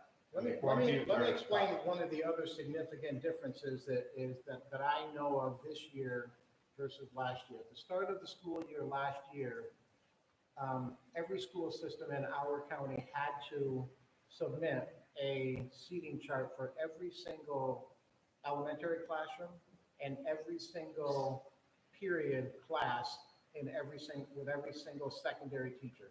So Mr. Henry, his first block A, B, C, and so on. So they had every single one of our seating charts. They're not asking for that this year. That's a significant difference because last year, all they had to do was pull out that class, identify the student that was presumed positive or tested positive, and then they said all of these people are quarantined. This year, we do not have to submit seating charts. If you think about how that works, that is a significant difference. It's now left up to us to report who we believe would fall into a quarantine situation. Again, what I'm suggesting is using common sense and using information from the teachers, where we know the students were, and so on. But that is a significant difference from last year. Transportation, again, mask are required, social distancing not required. We're looking at bus schedules that will be same as pre-pandemic years with similar number of runs and buses. That's important because last year we completely revamped our transportation system because we could only take half the number of students on a bus. We are going back to a pre-pandemic plan. Student drop-off and pickup by parents and caregivers is certainly encouraged, especially if you're concerned about wearing masks and being on an overpopulated bus. And again, we'll be maximizing ventilation on the buses the best that we can. Kindergarten students, as we always do, we will orient them to how it is that they ride a bus and all the bus rules. Entering schools, so as the students come into school, they will be temperature screened as well as on the bus. They only need to be temperature screened once. If they're temperature screened on the bus, they're going to have a different entrance to come in. They do not need to be temperature screened when they come into the building. We will determine what mask wearing would be required. And again, I will announce that, I should say 8:30. And we will announce that on Monday. Social distancing of 3 feet will be maintained between students and staff whenever possible. That is the general rule, whether it's entrance, whether it's cafeteria, whether it's any classroom. Okay. In school, Board of Education will determine what their mask rules will be. Students and staff will be encouraged to wash hands, sanitize. Staff in classrooms will maintain a 3-foot distance between themselves and the students, which is not a problem at all. Full-time remote learning, full-time, that's the key, full-time. That is permanent, full-time will not be an option. Program options for students who are homebound due to documented medical issues we will provide through Capital Region BOCES. Classroom setups, this is key, will be just like it was in pre-pandemic. We are going back to normal as we were in pre-pandemic. That is any of the classes that your kids might be in. Obviously, again, using common sense, our science teachers want to keep kids out of quarantine. So when they're working at lab tables, which they will be cognizant of where the kids are. They might say, rather than standing side by side, one stand on one side of the table, one stand on the other, and now we've avoided even having to do contact tracing. Okay? Schedules will be very similar to what it was in pre-pandemic years. We're going back to normal. Kids will travel the hallways with their lockers. At the secondary, we're looking at 78 to 80-minute blocks. Elementary schedules look very similar as well. Hallway lockers, we will be using the lockers in the hallways. Cafeteria, we will be utilizing the cafeteria. We are going to spend a good amount of time making sure that we understand how that interaction takes place, again, because we're trying to avoid quarantines. So you might recall, some of your kids, if you have any in secondary, might have said how much they enjoy the new furniture in the dining room. You can fit, in normal times, you can fit 5 high school kids on each side of the table in those 6-foot booths. They all want to cram into those. But that's probably not the best thing to do during this situation, because we want to keep kids in school. So we may be going to something similar to 2 kids on the side of a booth. Last year was only 1. So we'll make common sense decisions that way, based on the decisions that the Board of Education makes on masking. Quarantine rules are still being finalized. And again, basically, CDC says students are properly masked during the entire time they are exposed to an infected student, do not have to quarantine. This does not apply to teachers. I don't agree with that, and I'm going to take that sentence out. I don't know why that doesn't apply to teachers, quite honestly. But symptomatic students and staff will be sent home and may need to be tested. I want to talk about that a little bit. So last year, any one symptom required us to go crazy. We all panicked and said the student had COVID, or we all panicked and said the staff had COVID. We're going to use common sense. We're simply going to analyze every individual situation. If it's a staff member going to the nurse's office and saying, I'm not feeling well, if a student going to the nurse's office saying, I'm not feeling well, we probably will send the student home. But to say that we need to report the student because we think that they have COVID, I'm not so sure that that is necessary. So that's one of the things that will be a burden on our nurse's office. I'm working with them as we speak to come up with a system. And I'm obviously going to be taking I'm going to trust them. They're the medical experts. I'm not. So if they say these 2 or 3 symptoms are the most prevalent in positive cases of COVID, I'm going to trust them. But to say that all 8 of those symptoms, that's not common sense. So we're working on that right now. After school, this is important. Meetings and games will be similar to schedules in previous years. We are trying to get the kids and after school clubs. There's no reason that we can't. After school clubs, we will be running a late bus every day from both campuses funded by the federal government. So we'll be running a late bus from here, I think at 4:30, and we'll be running a late bus from the Perth campus, I think at 4. So every child will have an opportunity to get home if they participate in a club, if they have a practice that ends at 4:30. We can't run a late bus at 6:30, but we can run one at 4:30 and 4 o'clock. So we're getting back to normal with the after-school activities. We'll be making a decision on the masking. Masking will not be required outdoors, obviously, unless somebody tells us we absolutely have to.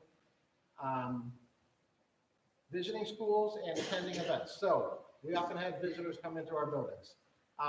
We may limit the traffic of visitors in our buildings. I'm not saying we have a plan right now to say nobody can come in, but we're just trying to be cognizant of having too many people in the building that don't necessarily need to be there.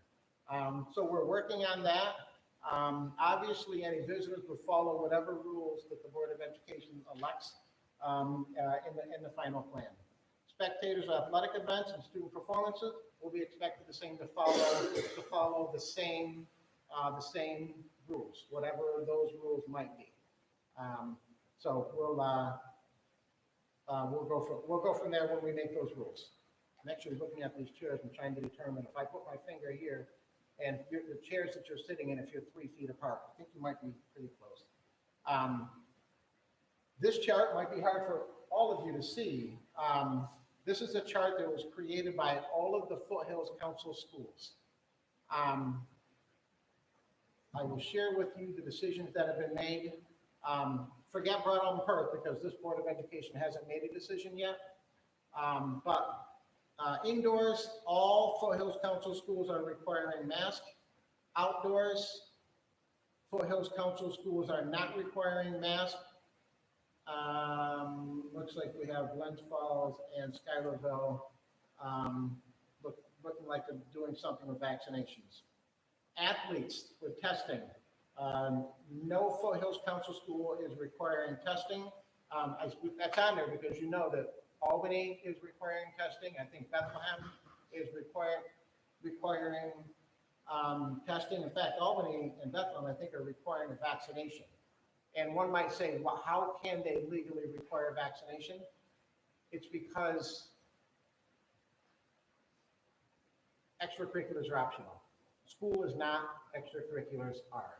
I happen to think that there may be a lawsuit on that one, but they are right now requiring vaccination. Spectators.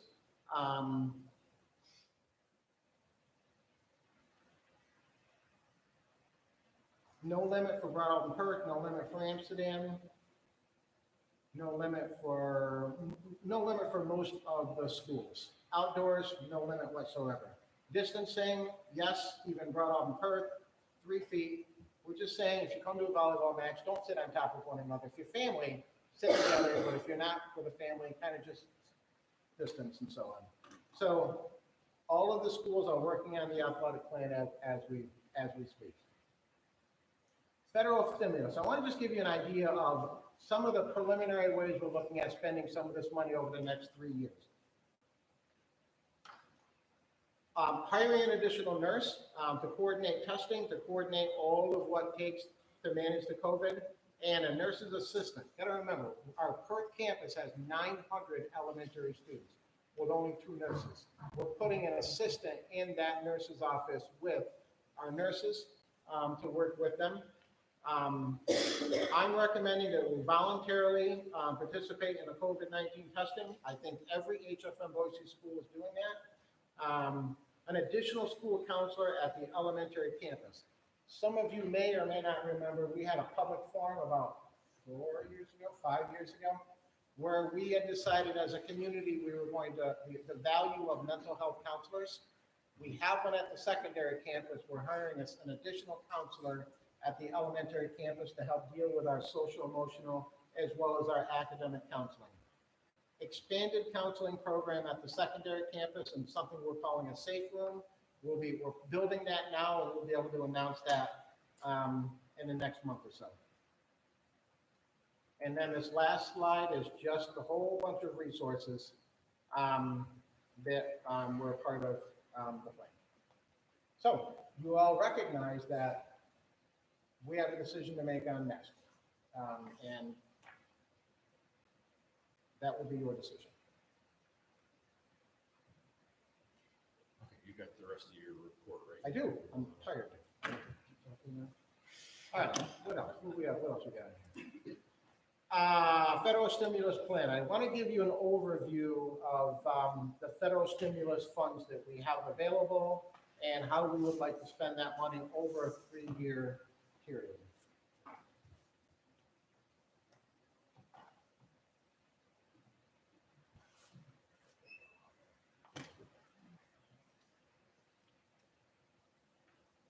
And I won't take too much of this time because more information will come out.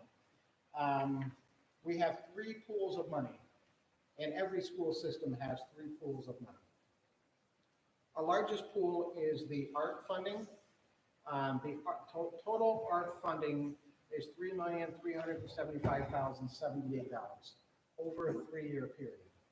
Then we also have the Carissa funding, which was another $1,272,000. And we, no, $1,484,245. What's Carissa? Carissa is the coronavirus response stimulus, blah, blah, blah, blah. It was one of the federal government plans. I can tell you exactly. And then we have GEAR, which was the government emergency education response. That's state money, and that's $86,117. So the primary purpose of all of this money is to support public schools through the coronavirus pandemic, and also to support schools and keeping kids in school.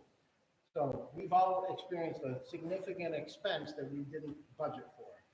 However, the categorization of the way that this money is spent is quite complicated, to be honest with you. There's actually 20 categories. It might seem like that's a lot, but there's not.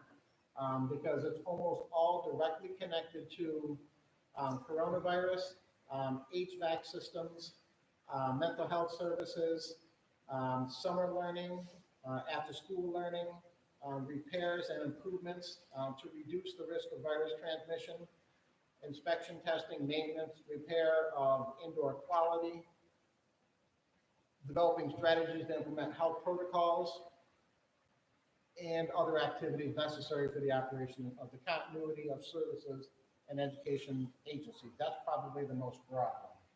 So I just want to give you a little bit of an overview. Of the ARP money, $155,000 has to be spent in summer programming. So this summer, we offered a full slate of learning opportunities for kids, and it did not cost us one dime of our taxpayer dollars. It's going to be fully supported by the federal monies. The Camp Invention, which is actually a pretty expensive program, was fully funded by the federal monies. So what we did this summer, we're going to do again next summer and the next summer, and it won't cost taxpayers anything, and it's going to cover the cost, the general cost of the salaries and everything associated with that. So that's a good thing.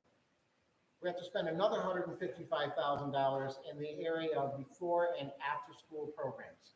So we're going back to starting, some of you might recall our early sunrise program at the elementary level, where we were offering intervention services for students with reading and math deficiency. We're bringing that program back, and we are also funding after-school learning opportunities and tutoring, and that's partly how we're paying for the buses for the late ones. Okay. Then we have the larger pool of money, which is about another $700 and something thousand. We are using the federal funds, and I want to stress, these are teachers that are already budgeted for. So don't worry about a funding cliff. We already budget for them, and we will continue to budget for them. But these are extra English teachers, extra technology teachers, extra elementary teachers in third grade, extra Project Lead the Way teachers, all to provide additional learning opportunities for our students. We're utilizing the federal funds for that. Additional professional development for our staff on social emotional learning, on academics, additional school counselor, which I've already announced, additional physical education staff, additional nursing staff, all paid for using the federal monies. Technology, a lot of additional enhancements to our technology. We're looking at elementary upgrades to elementary flooring, where the capital project didn't cover it. Upgrades to some HVAC systems above and beyond what the capital project had as well. And we're looking at more community outreach on our backpack program, our clothing pantry, and our food pantry programs as well. Believe it or not, over 3 years, all of that is about $3 million, $3 million something. So that's a general overview of the spending. You will all be given more specifics as it all unfolds. Okay, I just want to confirm that what you said before, don't worry about the spending cliff. Yep. The counselor, physical education teacher, technology people, those are temporary hires, or you baked into the budget that you'll use federal monies for now and then be able to use general fund funds going forward after the 3-year period is? Good question. So if you were to look at the cost of staffing today, the total cost, so I'm just gonna throw a number out. If it costs $1 million of teacher salaries today, 4 years from now, you're gonna have a similar number of $1 million.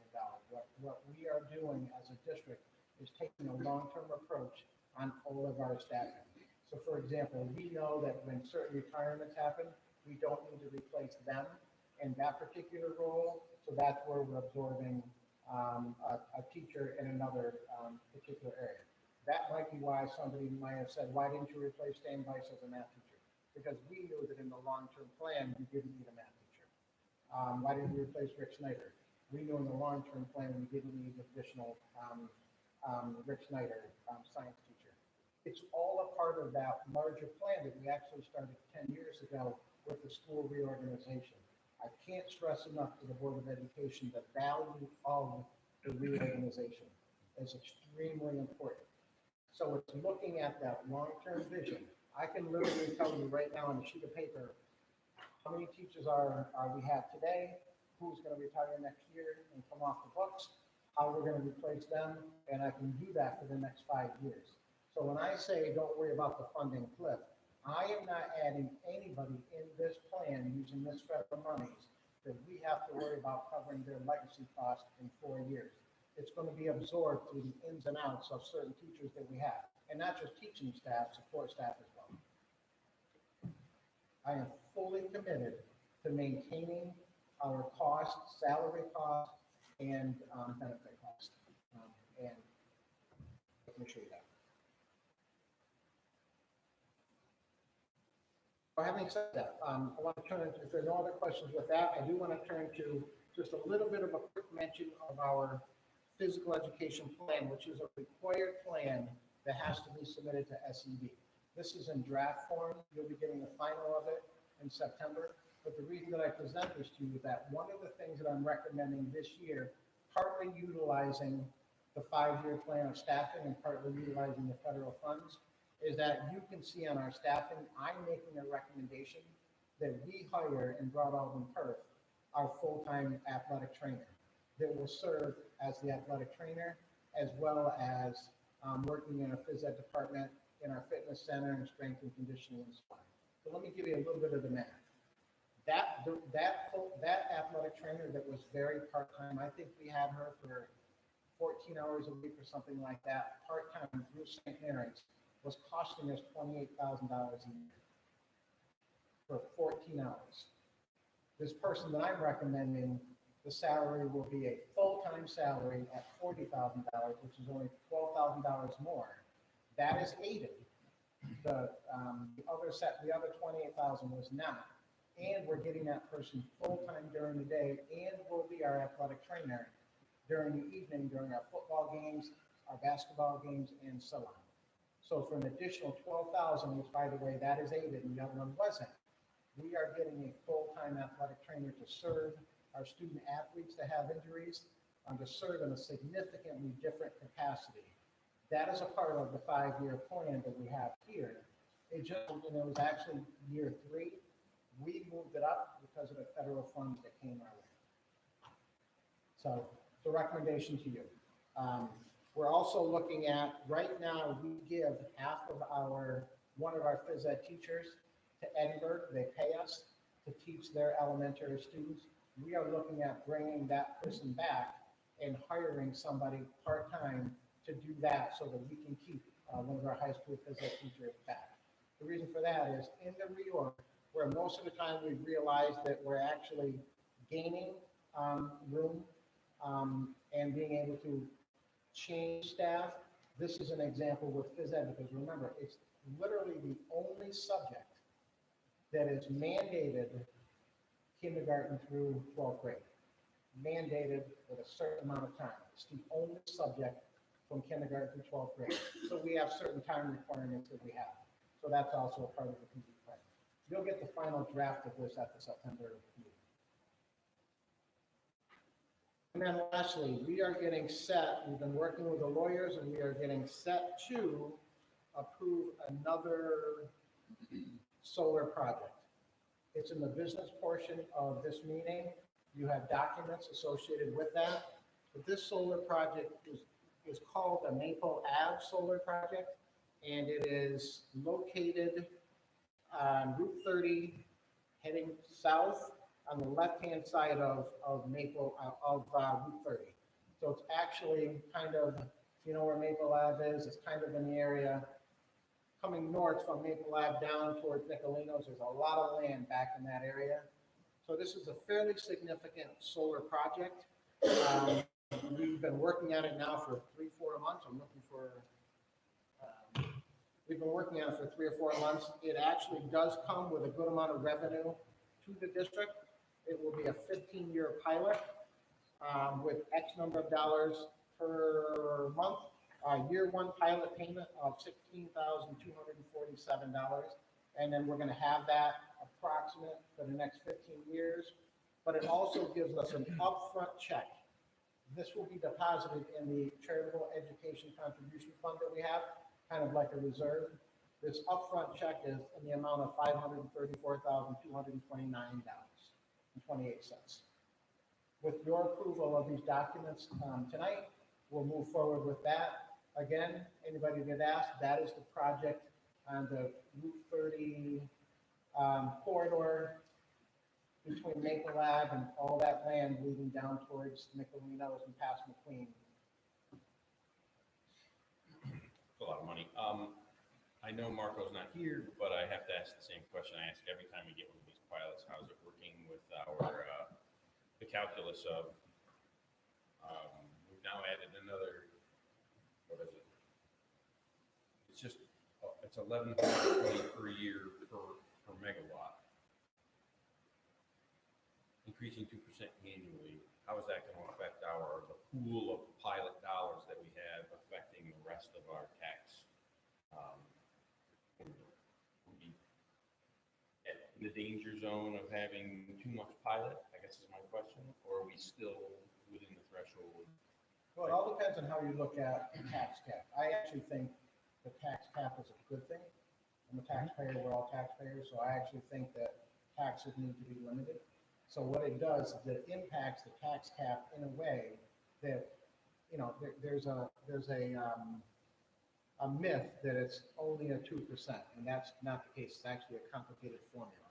Part of that formula is the amount of money brought in annually by a pilot. So there are some districts in our region, take for example, Fonda and Johnstown, they have the big Walmart distribution center. That's a huge pilot.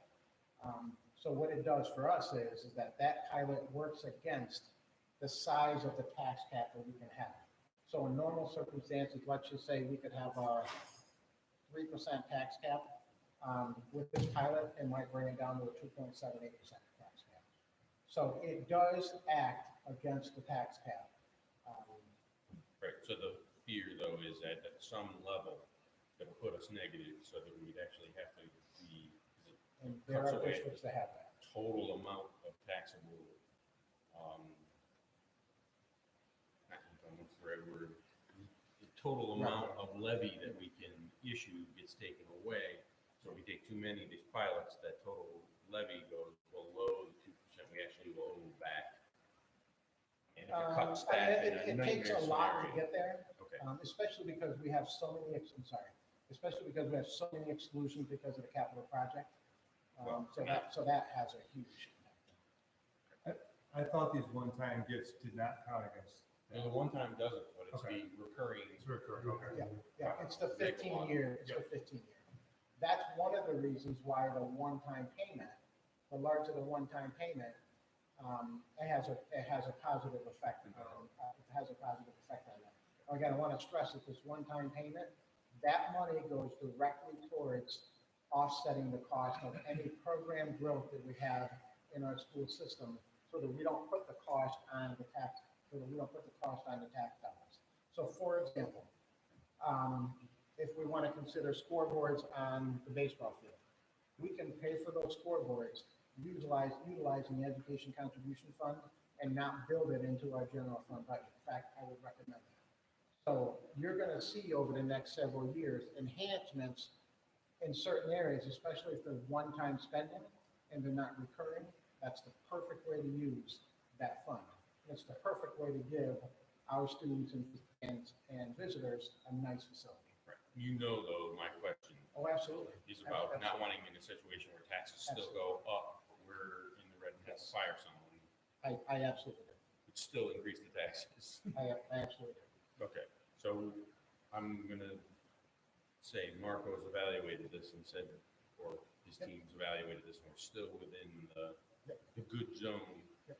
At some moment, the next solar field, because it seems that's what our area does best now, will push us into a situation where we're gonna have to consider saying no, right? It would take, again, Mr. Shimowski, it would take a lot. I think you'd be surprised how much it would take. Okay. I will tell you, there's one other project that I'm fully aware of that's actually happening in Fonda right now that is twice as big as this project.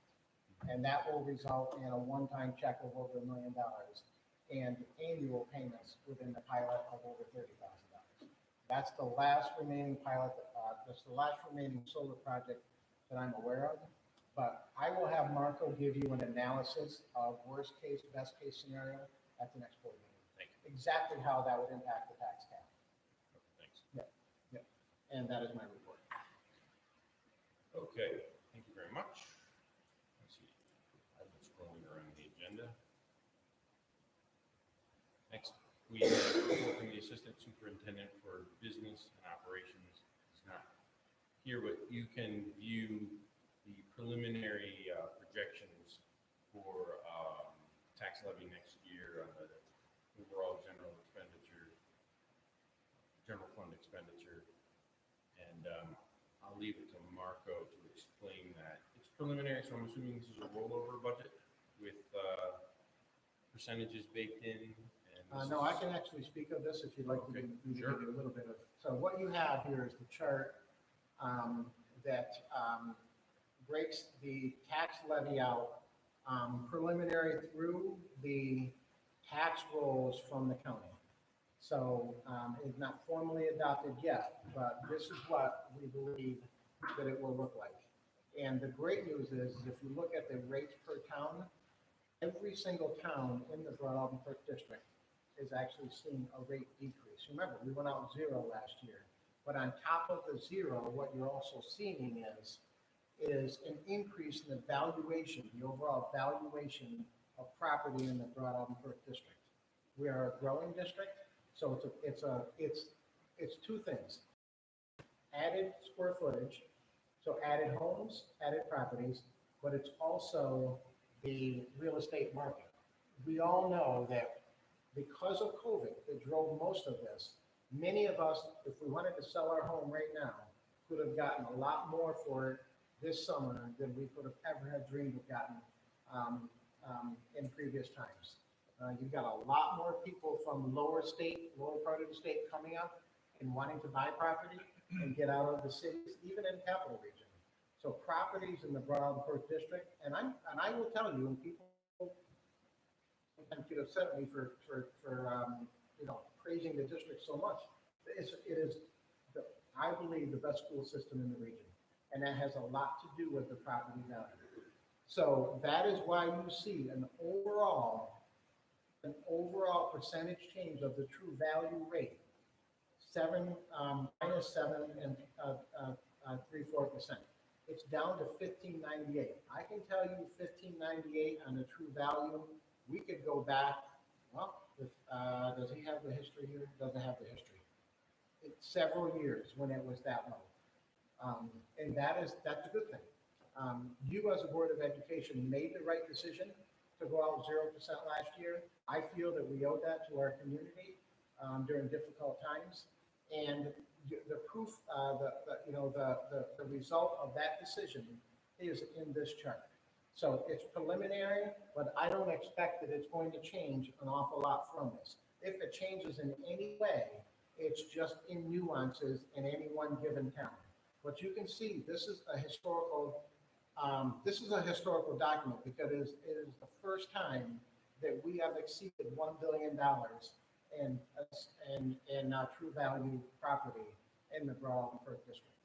So it is a very, I've been doing, I was doing this chart 16 years ago, and this 15.98% is close to what it was back then. It's a great result, it really is. But it's a combination of a couple of things. You going out at 0% and the market being what it is in our community and across upstate New York, I think. Thank you. Just, can I just say one other thing? Of course. And I just want to stress this again. The bottom portion of this document that Mark has given us, if you're wondering where have the assessments, so in which town are we seeing the greatest increase in value, it's actually in the town of Mayfield. So you can see the percentage change in the value of properties in the town of Mayfield is 6.64%. So you can see that in that right column, town of Broadalbin is 1.5%, town of Northampton is 2.36%, Providence is 10%. That's important because it actually shows you the percentage change in each of the towns. And that is it. Thank you.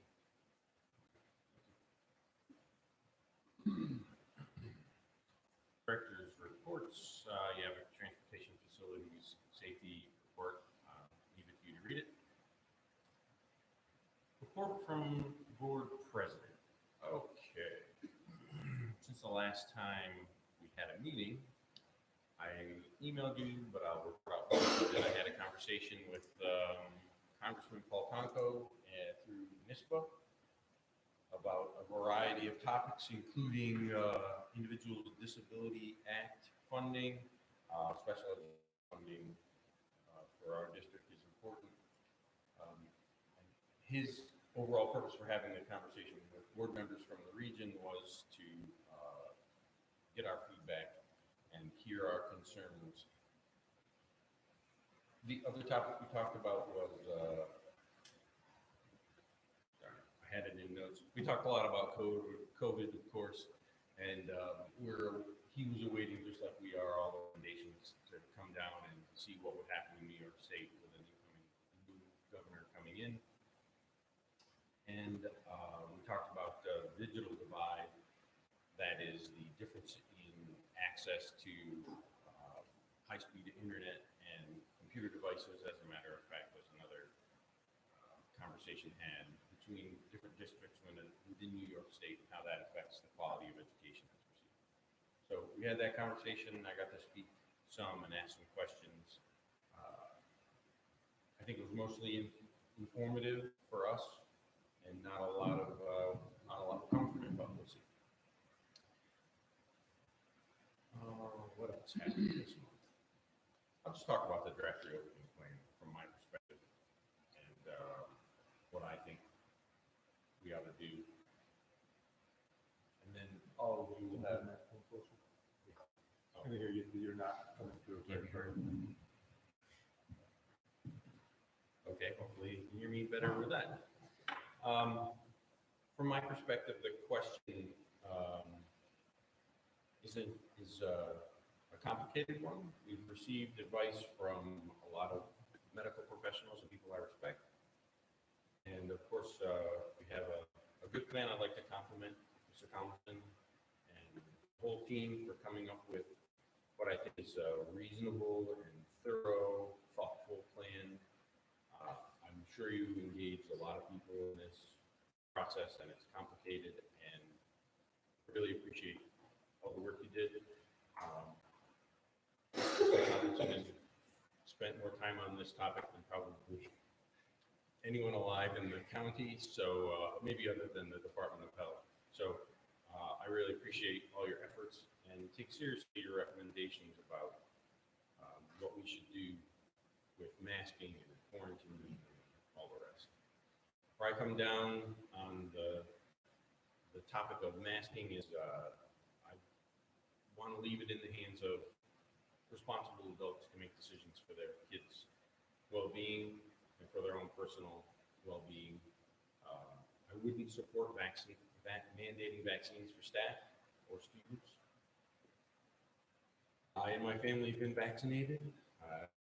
No vaccines work. I also know that this vaccine is different. It's not a dead virus vaccine. I know that there are many emotions and a lot of conflicting research on its efficacy, its side effects, how it might affect the Delta variant, and actually prolong it.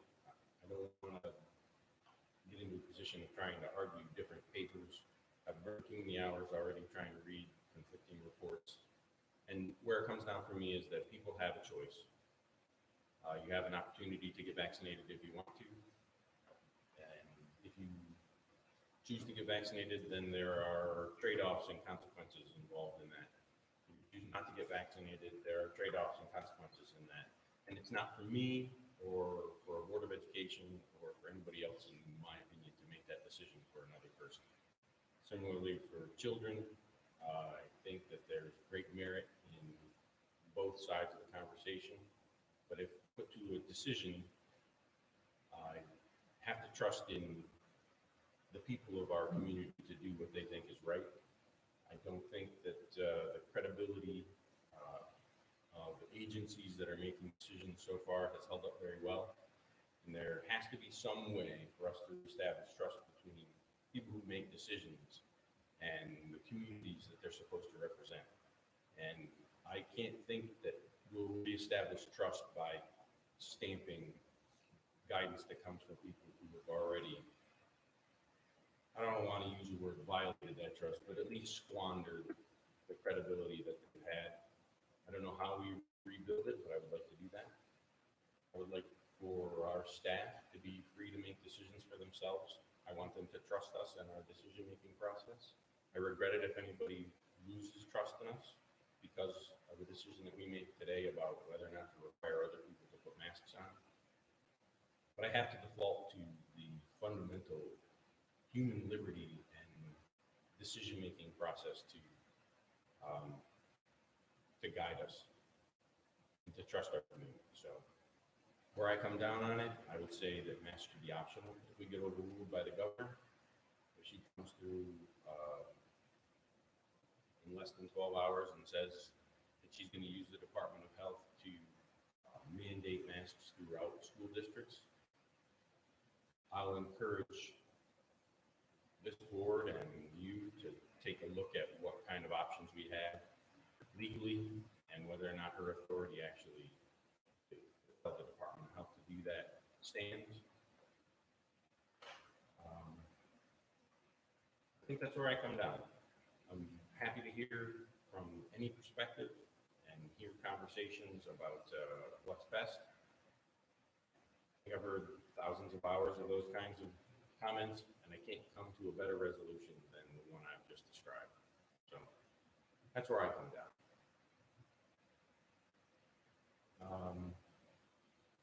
The next section is about committee meetings.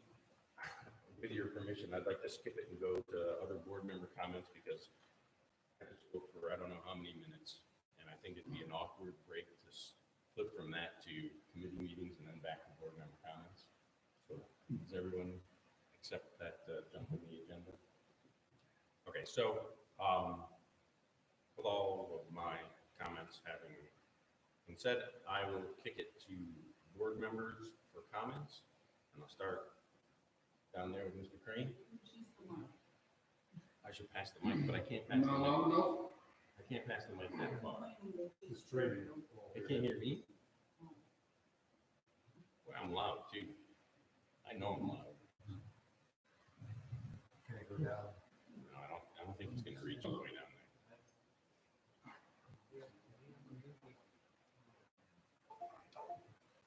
Well, I'll see.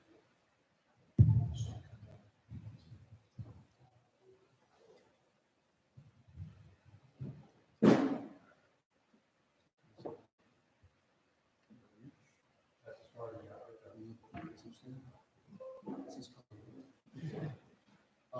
I don't have much. I echo what Mr. Szymanski said.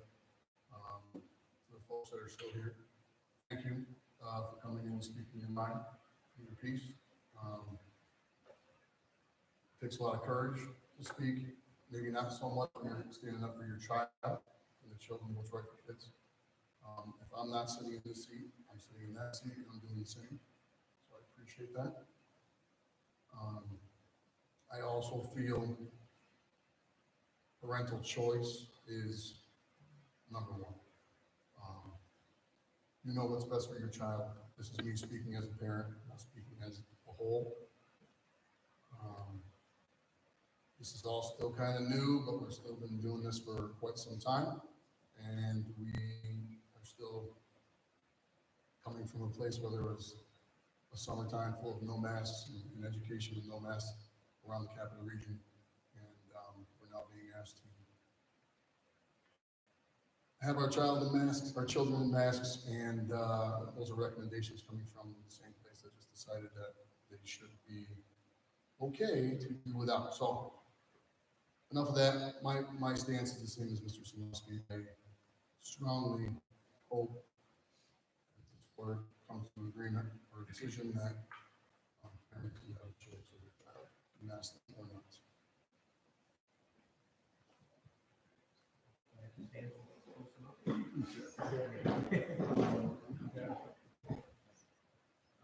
I basically agree with Ryan 100%. I believe a parent, their first responsibility is their child, and making that choice to protect that child is your individual right and your individual responsibility. So with that, I completely support anyone's choice in that matter, whether it be masks, to not wear masks, to vaccinate, to not vaccinate. I believe it's an individual choice. And if anything we've learned with that, if some of these things do work, that individual choice would matter, or your beliefs in that matter as well. So I completely believe that each person has their choice, and that's what I support. First of all, I want to just thank the speakers that spoke. You have very well spoken. And we as a board, we care about your kids. I think every one of us here, besides being on the school board, have touched some of your kids through robotics or youth commission or something like that. We care about your kids. It's about wearing a mask. I have to wear a mask at work. I find it very difficult. I find myself with sinus problems and things like that. It's not healthy. I agree with what these guys are saying, that it's your choice, and it should be every parent's choice of what their kids do. Speaking of kids coming into school, they need to be with their fellow students. They need to be around the teachers. And honestly, the teachers need to be around them. Speaking with my wife, there's kids that come into this school that don't get hugs or things around at home. They need that.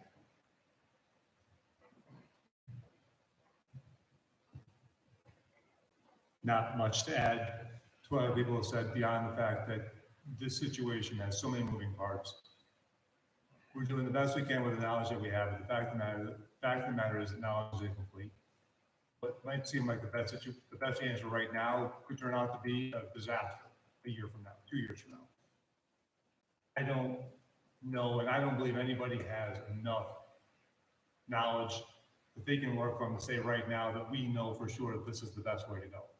And in the absence of that knowledge, telling somebody that you have to behave this way is I'm going to say irresponsible. I'll just go with that. People need the right to make their own choice, to make their own mistakes, to make their own, to do it right. In the absence of that certainty, people have to behave in the way that works for them. So I'm with everybody else. I don't have children of an age to still be here, but I'm still involved with the school. I still see what these masks, I still see what the remote learning has done, and we gotta get rid of it. So.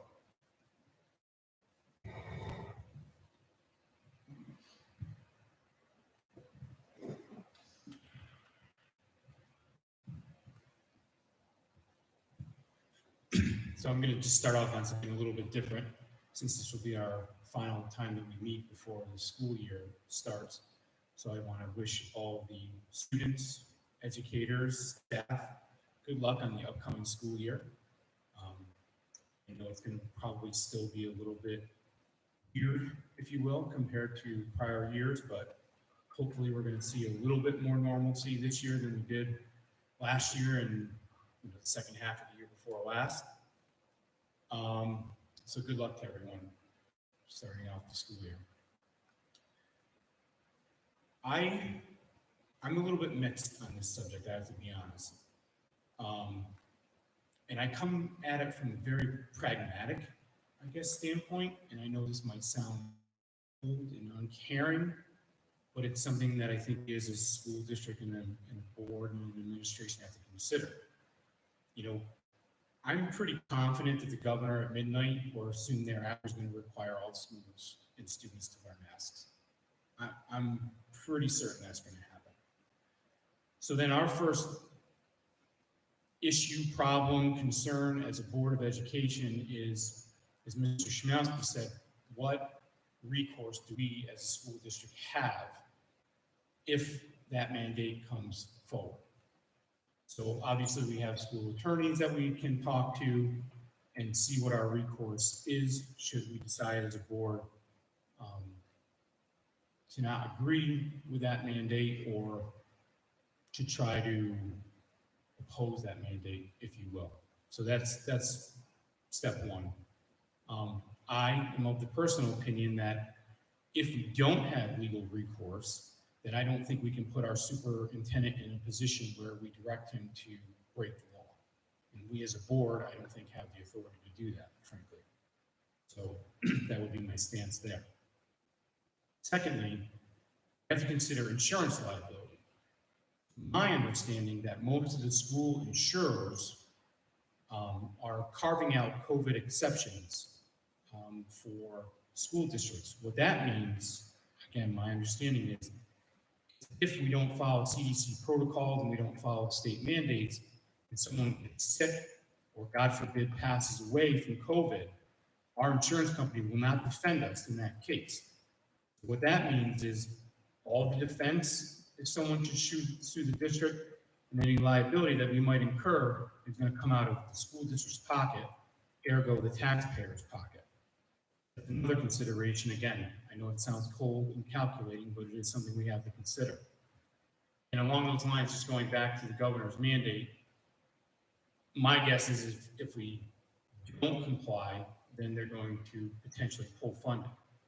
Again, whether or not they'll actually do that, who knows, but it's a risk. And that's money out of all of our pockets. So if we all can absorb 15, 20, 25, 30% more in taxes, then so be it. But just understand that is a real possibility going forward. So I don't disagree that parents should have a choice in terms of whether or not their students should wear a mask, but you also have to understand that your choice affects somebody else's choice. When you bring everybody into a community setting, now you've got a pool of people who have different viewpoints and decisions to make. So your choice affects my choice affects your choice, and so on and so forth. So that's another thing to consider. We have to consider all students, parents, staff, faculty, everybody in these buildings. So, and I don't necessarily disagree with the fact that parents should be able to make that choice, but I just want folks to understand that my perspective is there's a lot of ramifications depending on that choice, both ways. Whether we wear masks or we don't wear masks, I understand there's evidence that points to mask wearing not being good. You know, you can point to 100 papers that say there is no problem wearing masks. So you go back and forth and debate vaccines, non-vaccines, and so forth. So I'm now rambling, so that's where I'm at. And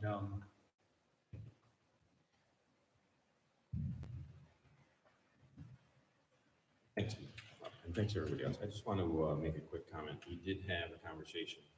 Hopefully everybody can hear me. Can't believe that my voice doesn't carry, but we had a conversation with our attorney about liability, and there's a great deal of uncertainty. There are some carve-outs for COVID, but they would have to substantiate that the COVID was contracted in the school district and that the other protocols weren't being followed, or, you know. So there's a lot of gray area in there. There's some debate as to whether or not our policy in particular would have those kinds of riders or exceptions. And so there's a great deal of gray. It is a valid point. We talked about it earlier with our attorney. So it is something to consider. Okay. Before we move on to, Oh, of course. Yep. Real quick, just, I got caught up in this whole thing, I forgot. I wanted to thank everybody who helped with the fundraiser that we had for Ryan Farr and the ADA. Tremendous success, amazing amount of stress and the effort going into it, but it all kind of came together at the end. Keith, the dunk booth was a huge hit, especially with Steven in it. Added a grocery truck everywhere, so I hope we were paying attention to mileage. But anyway, for everybody who helped, thank you very much. It was pretty special. Thank you. The microphone. Decision-making problems. Where do I put next? But so that's okay. At this point, we have a section in the meeting for another public comment. I'm sorry? Oh, right, you're correct. So I'm going to assume that no committees met this month. Am I accurate there? So, all buildings and grounds. All right, you guys are exceptional. Sure, I'll hand this over to you and we can talk about your. About 2 weeks ago, I did walk over at the Perth site, and back then you would think that they would not be ready for school. But there's many contractors over there doing a lot of work every day. And today, after our meeting, Chad and I walked this site, and we're going to have some great buildings once they're done. And the kids are going to enjoy it, and the work is coming along.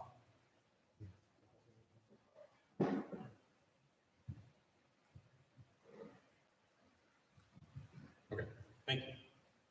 Now, we'll have a section for public comment, if anyone would like to address the board. Okay, let me make an arrangement with the microphone here.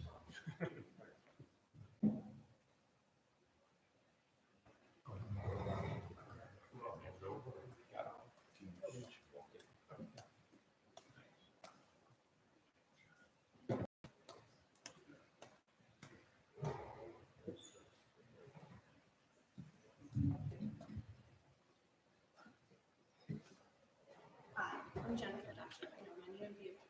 I want to say thank you so much for all that you guys have done over the last several years that we've been part of the district, and hearing your opinions on mask mandates. That's where we stand as well, and I won't speak on that because we know lots of information heard from many parents there. We agree with you guys. My husband and I, feel like we're responsible for the health of our kids. The other thing that we feel like we're responsible for is education for our kids.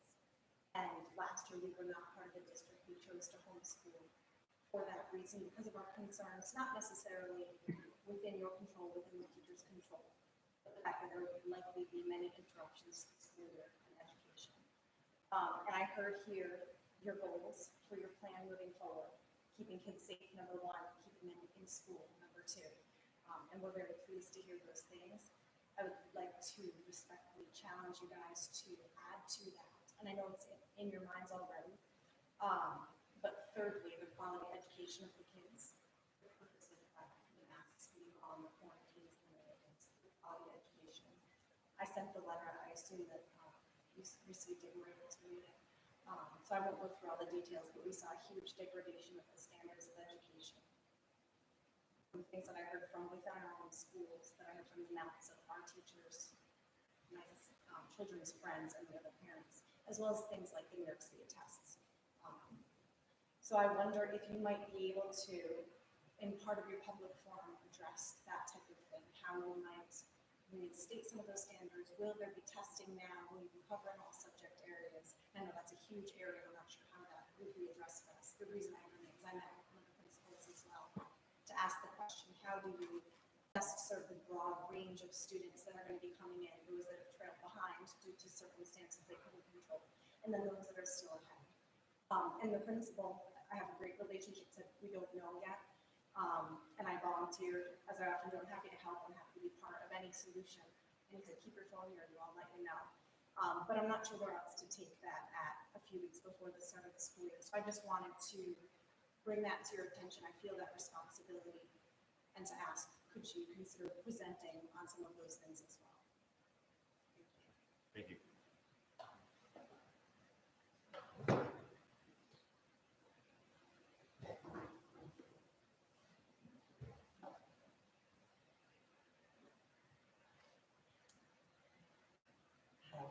I'm Tara Lindland. I don't actually have anything prepared, but I wanted to comment on insurance carving out things about the school being liable for contracting COVID.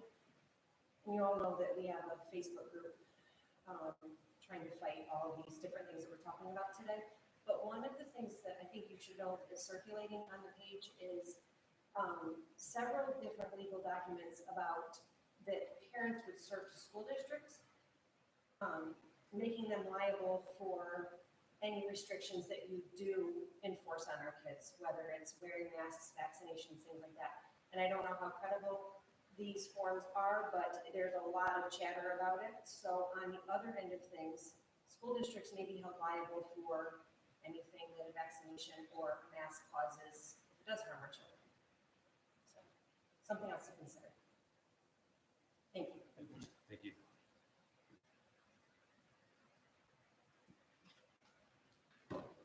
Anyone else? All right. Oh, sorry.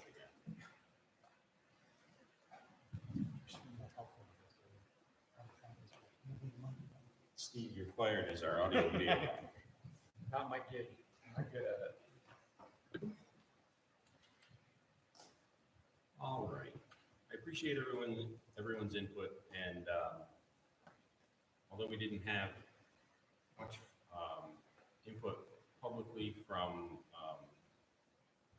a different perspective than the one that we've already expressed, I want to acknowledge that we understand fully that there are many strong feelings and perspectives on every side of this issue, and we're aware that we are going to be liable for problems no matter what happens.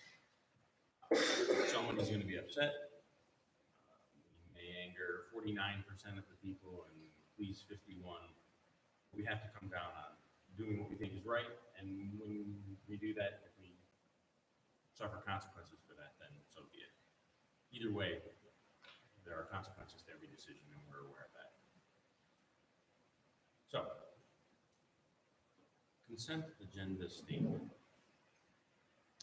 We utilize, don't have to read this statement by some rule. Everyone knows what the consent agenda is. We vote on items altogether and set aside those that require further discussion. So I'll ask if there are any items that members would like set aside for further discussion. I would like to set aside I for the resolution for the school reopening. I just have some additional comments and questions. Certainly. So set aside I. Any other items to be set aside? All right, hearing none, I will ask for a motion The to, school reopening, the school reopening plan would be dependent on the vote, correct? yes, Mr. Tomlinson asked that we set it aside to have some further discussion. Item I. I was the Northville. I have it as the school reopening plan in my agenda. Perhaps you, I was Northville Street. I got to refresh. maybe you opened that long enough ago that another item got in the mix. So what we'll do is we'll set aside the school reopening resolution so that it can be discussed a bit further and then, okay. So then I need a motion to accept items A through O with the school reopening resolution set aside. So Keith moved, Steve seconded. All those in favor of accepting them say aye. Aye. Any opposed? Okay, Mr. Thompson, you wanted to speak? Thank you, Mr. Chmelsky, and Board of Education members for your comments and great concern for the future of how it is to reopen our schools and offering parent support and choice. I wanted to ask a couple of questions and clarification, as I am ultimately going to be the one that will be put in charge of implementing the plan. I can't say that I fully agree with the decision that you're making. I want to ask if there is any consideration. I have, in my reopening plan, tried to outline to you, given the 3-foot social distancing, given the latitudes that we have this year that we didn't have last year, try to paint a picture that would be vastly different with or without masks. I want to share with you the concern that I do have, because I do believe that a decision to carte blanche, no mask in all situations will lead to a significant number of quarantines, and that is what we're trying to work against. The times when I'm most concerned are when students are traveling in hallways where there is no guarantee that we have great staff members who are assuring that people are socially distanced, whereby they don't have to wear a mask. I envision almost 100% of the time students in classrooms not having to wear masks. I do not believe that they would. I envision. Can I comment as we go? Sure. Okay. Sure. You mentioned the hallway scenario. I'm going to assume that over the course of any school day, students aren't going to spend near 15 minutes of their day in close contact with any positive individual in a hallway. And I believe that in the elementary setting, that could be almost a guarantee. In the secondary setting, the schedule that we have created, the students have more time between classes than they've ever had in getting back to a normal setting. So it is quite possible that they could be in that scenario. And I think you have to know that as much as I am encouraging the county health department to work with us, I can't guarantee you that they're going to allow us to take the approach that I would like to take in reporting students for consideration for contact tracing and quarantines. But to answer your question, our students here in Broadalbin-Perth will absolutely have more than 15 minutes of unstructured time in the hallways. Before school, after school, just congregating before practices, before the start of the day, and in between the blocks that they're in. Now, I can certainly lock down the school and not allow students to travel. And I will do that if I have to minimize the risk of quarantines. Please know that I will structure the day based on the final decision that's made. I'm trying to find a reasonable solution that recognizes the risk that we have with unstructured settings, that will certainly lead to, again, from the first moment of presenting the plan, is the goal of keeping kids in school and not having them quarantined, or not forcing me to have to report kids.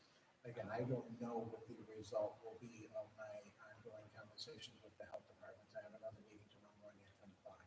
So we're working through that, and then one might ask what authority does the county health department have? We're certainly working through that, but what was made clear is that when it was announced that the governor's not going to control it, it was announced that it will be up to the health departments to enforce directive on school systems. So it's between the school systems and the health departments. I will say that we've had good conversations so far, and we think that we're coming closer to agreements. As I sit here, I'm just trying to reach the goal of kids in school without being forced into quarantines, and I'm trying to find a way to do that. A decision to not mask at any moment in time does create a challenge for me. So that is the impetus for my question. Is there any consideration of any caveat to that? And certainly, I think you have enough respect for me to know that I intimately understand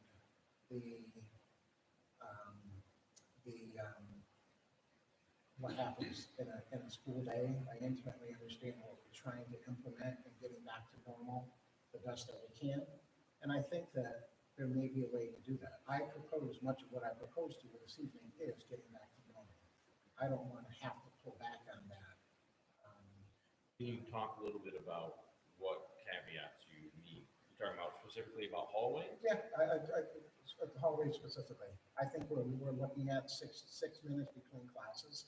We're looking at least a half hour of free time at the end of the day where kids are mingling in the hallways.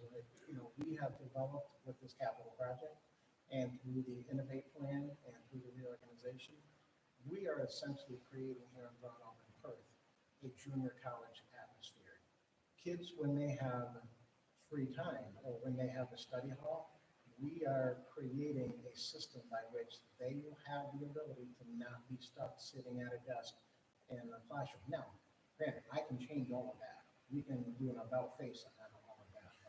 I'm essentially talking about hallways. Yes. Hallways, is that the length and breadth of it? That's all? That's essentially what I'm asking is when the kids are in an unstructured setting such as a hallway, that you allow us to ask the students to wear a mask when they're traveling, when they're moving.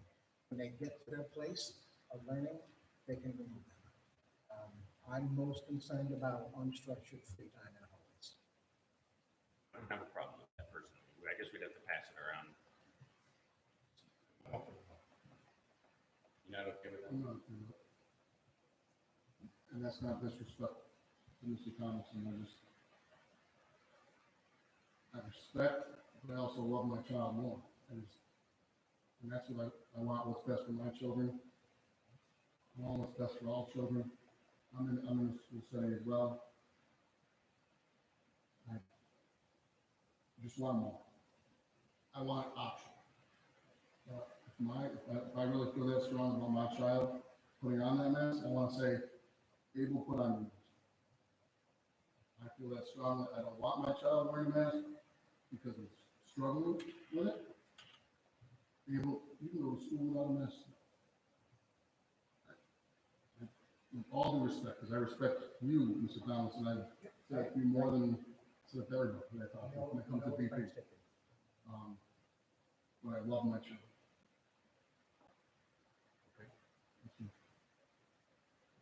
I don't think that they should have a mask either. I look at it along the same lines that it's a common sense thing to me. And I understand there's rules, and I understand what you're trying to accomplish with that. Basically, we're trying to beat the system, okay? In theory, what that comes down to. But at some point, to ask a child to wear a mask in the hall and go into a room where they're sitting as close as Ryan and I are, as Keith and I are, it just doesn't make sense to me. When it comes down to that, getting the rules in that circumstance, it just doesn't make sense to me. I agree with that. I agree with him. I don't think kids should be wearing a mask. If they want to, they have the option to put it on and wear one. Well, I'm not gonna help because I kind of agree with you and Steve, so we're right now right down the hall. Okay. Well, we can kick this, Yeah. we can kick that portion down the road to see where Paul comes down. We have 3-3. If we could get a resolution that would have masks as optional, except within hallways for a few minutes a day, I see that as a reasonable compromise. I know that I hear what you're saying. Your argument against it. It's a trade. When you say hallways, Mr. Thompson, you also said unstructured settings. You said hallways and unstructured. So is that like, is that is considered structured, but it's moving? When they're Lunch. under the supervision of a teacher, that's structured. When they are not under direct supervision of a teacher, or when they're in a large gathering, that's unstructured. at the school, we will have at this campus 300 kids. We indeed want them to have unstructured. Now, I can easily take all of that away, and that's an option that I have. But we want to get kids back to normal. But again, and we all respect each other. We all respect the position that we're in. I am fully committed to not quarantining kids. Your children will face more quarantines this year than you might. And that's what we're going to keep happening. And I know that for sure, guys. yeah, well, I mean, there are just, and it's not anybody being, I'm not offended by your opinion, you're not offended by mine. Can I ask a clarifying question? What about, is this dependent on the color chart where we are in our Of course. transmissibility? So When I'm referring to, my recommendation is when we are in high transmission, yes, absolutely. I'm here to try to find, it's we're trying to absolutely. find reasonable common ground here. So it's in high transmissibility that we would ask, we require in the hallway in this scenario. Or unstructured is hallways in large group gatherings with no teachers After present. school, before school, when they're not in a classroom sitting in front of Mrs. Baker, not sitting in front of Mrs. Seeker. What about extracurriculars if there is a person there, an adult? If they're in adult supervision, that I'm asking the adult to make sure that we're doing everything we can to socially distance. So that's what's my concern. Yeah, I could make that deal. If it provides us the ability to avoid some of the quarantining scenarios, I'm not perfectly clear on why. Is it because we'd have a different perception of your reporting requirements? There's continues to be the requirement that public schools will follow the Fulton County Health Department's guidance. That was clear when the state released everything. They said it's up to the counties. We are continuing to have fantastic conversations with the counties, but there still continues to be a little bit of disagreement on the reporting. I can't sit here and tell you as of right now, we promised, and working with the county health departments, not just Fulton County, Montgomery County as well, that we would continue to come back and continue to talk about this to come to a common ground. But if we are required to do the contact tracing and the quarantining as we have in the past, we're going to see kids in quarantines, and that's concerning.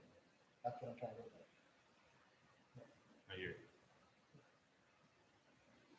Okay. Does that make any difference? Does that explanation make any difference to you guys, or you have the same perspective? I'm not pressing you, I'm asking. I have the same perspective, so. Same. Same. Okay. Keith, yeah, still in the same boat? Stephen, are you saying more so the high school, middle school, and high school kids are the ones with the more contact? I think I can trust the elementary teachers to travel with kids through the hallways, social distance through the hallway. So that's not complicated. Teachers want to do everything they can to get back to a normal setting. So, if it means we can't get into the intimate circle time in an elementary classroom, I think we're willing to give that. We all want to be there, but it's the 3-foot social distancing and staying at that circle outside of that. And again, the 15-minute rule, which I'll be working with the teachers to work that out.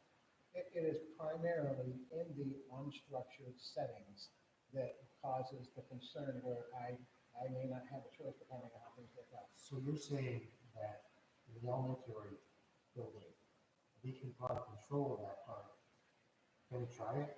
There's much more control in an elementary setting than there is a secondary, just by virtue of the independence. I would be happy with that. With the elementary in the hallways, not wearing a mask, we can control it. And what it sounds like, Thomas is saying that we can control that, most likely. In the older groups, the junior high and senior high, we can have more of an issue.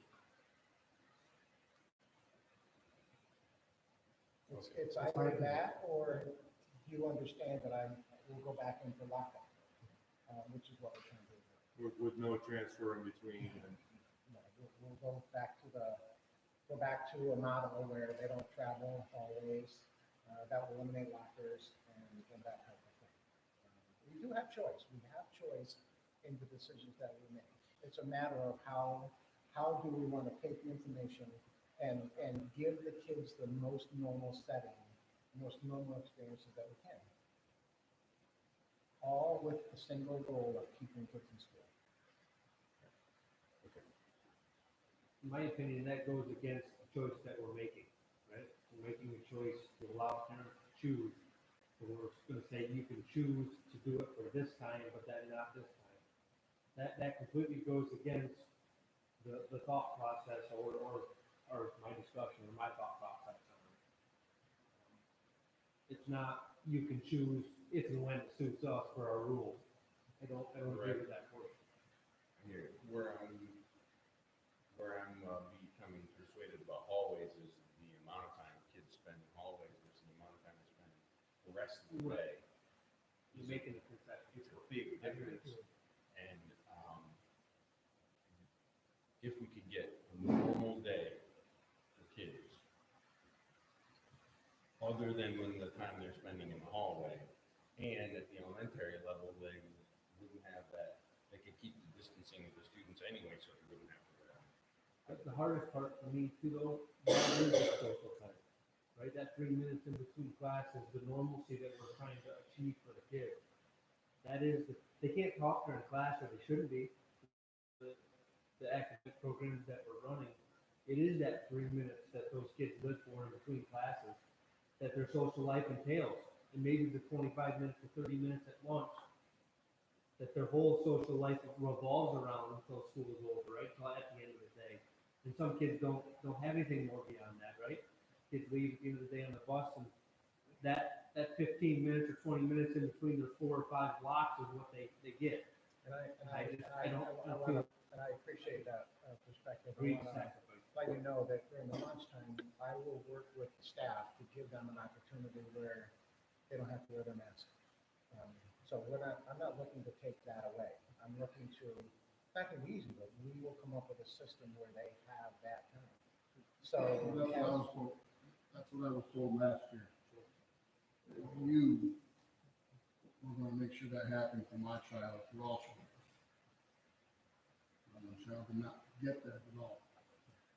And that was based on the teacher's choice, right? Because some teachers maybe feel a little more nervous and want to keep it on and want the kids to keep it on. Maybe some teachers or staff that rip it off, whatever, and that's great. But it's their choice. And even though it's your directive, you can't be everyone, right? And you got to trust that the staff are doing what they're supposed to. My child didn't get it. If he didn't get it, and if he always got it, I wouldn't even be saying this because I would assume that everybody's just doing what you're talking about. There are going to be some people, because this is such a hot topic, because this is such a strong, people have such strong feelings, like myself, obviously, who are still going to feel like, well, this is my classroom. You don't have to, you're going to leave your mask on.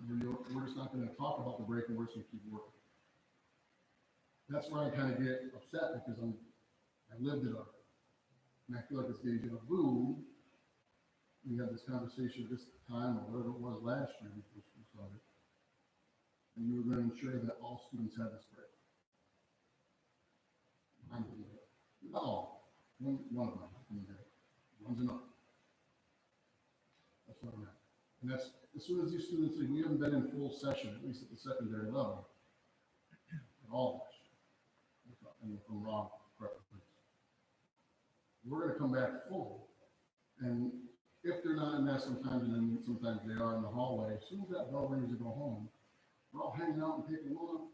Who's to say they don't get it then? And it's like, oh, we did our best.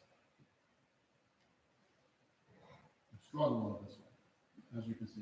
I apologize. I don't mean to come across as I'm a parent. I'm trying to take myself out of this seat for a minute. I'm in this seat. I'm trying to speak about it because I'm struggling with it. I understand. It's all, in my opinion, should just be off or on by the parent's choice. I'm gonna leave it at this, off or on by the parent's choice. Because if there's a gray area of hallway on or unstructured time, That's gonna be skewed by adult belief.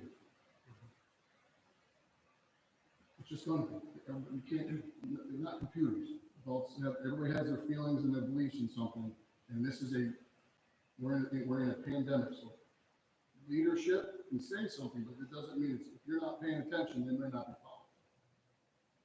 I'm just being real about it, 'cause it's already happened in the height of it, and now we're kind of beyond it, where we get a little bit of say in how our district, BP, should be run or could be run. And I just feel like we go back to that. Well, depends on who your teacher is, depends on who your staff member that is watching your child at that moment, because they may not follow that rule. I'm not trying to accuse anybody of anything, I just know I've lived it already. Who's to say it's not gonna happen again? And I don't want my child to go through that. I don't want any child to go through that. It's horrible. It's a horrible feeling for those kids to be in that position. You can't say no. Can you speak to that, please? Can you speak to that, Mr. Thompson, a bit? If we craft this in such a way to say that in hallways or instructor spaces where there's not some staff member there to keep them at 3 feet, but students would be required to wear a mask. How would you answer the question about enforcement and ensuring that was the Teachers case? will be required to keep their kids 3 foot social distance. That's a requirement. When they're 3 foot social distance, they are not required to wear masks. You can write that in the plan. And if it's written in the plan, teachers are required to follow it. They have to keep the kids 3 foot social distance. Because what happens is if that doesn't happen, then we come back the next month and we revamp this plan in a way there's a lot different than that. So it's based on the requirement of 3 foot distance, and when they're 3 foot distance, this is CDC. Right, okay, and I had another thought, but I've forgotten it, sorry. Nope, it's gone. Okay, so are we at a 3-3 situation, and we are waiting Mr. Cheezick for decision on hallways?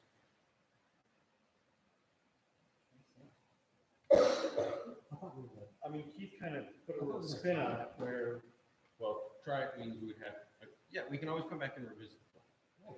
We can revisit the plan periodically, but, so, I guess, the way to state it is mask optional. Is everyone comfortable with everything else in the plan? the only other thing on the sporting events, I guess I have a concern about making athletes wear a mask while they're competing. You know, if we're talking about sidelines and that kind of thing, okay, that's one of those things. But while they're competing, it feels dangerous. I understand. I don't have most of that. That falls under the category of optional though, right? Well, that's the Foothills Council slide. That slide is just, we have to report. You can see whatever districts are there. Right, so that's our choice, but right now it's listed as yes, but we. Yeah, that's just, we have to We'll have change it. it. Fine. You're good then? Yes. Okay. So then Keith, sorry to put you on the spot, but I'm trying to get a sense of where you stand, because I would like to take some action on this plan. But According to Mr. Thomason, we can control the elementary level. Like being 3 foot in the hallway, no mask in the hallway. okay. If you have an issue, Elementary level, secondary secondary level. But we can say that the secondary level is less structured than the elementary. If students go travel in the hall by themselves in the elementary level, they do it at the secondary level. Similar direction in our elementary. They're not turning in, they're not speaking into each other's faces. It's a completely different scenario that I'm confident that we can implement. Yeah, it's different. Okay. So we then separate it per grade level. Okay, so does that get your agreement? Okay, I'm testing the waters, and I'm not, you notice I'm not trying to persuade you, I'm just Quick testing. question. I'm trying to see where we sit. We've had this conversation before, maybe it's not the right time for a vote. When we vote, and then we go back and say, let me just be clear what you want. We've all voted. Why do we go back and vote again? Because, we didn't vote on this resolution. We didn't vote. We spoke, I'm sorry. We spoke spoke, and then Mr. Tomlinson wanted to clarify some things and offer alternatives that might allow for the prevention of quarantine and the way that classes are structured at the secondary level in particular, where last year, because of the consequences of having students in cohorts, I believe they were called last year, they would go from stay in that class and then travel as a group to another. If they left, they'd go to another class, and that was kind of locking into a structure to keep them separate from other populations. In this case, we've returned to a normal, semi-normal, or close to normal situation where kids would be able to go from class to class, go to their lockers instead of carrying a bag with them and going into the room. Stop me anytime I'm wrong. They'd be able to go to different classes and stop at their locker and so forth and have a more normal experience if we say, we make a compromise position and say masks in the hallway, unstructured. As long as unstructured just means the hallway and after I wanna school. give I you mean, that seems to How be. this wasn't explained shouldn't be done? Why isn't this part of the, why isn't it in the plan? Why is this being told now after we see what people are saying, and then I said, well, if we don't do this, this is what we're going to do. I think that because the assumption baked into this is that there would be masks.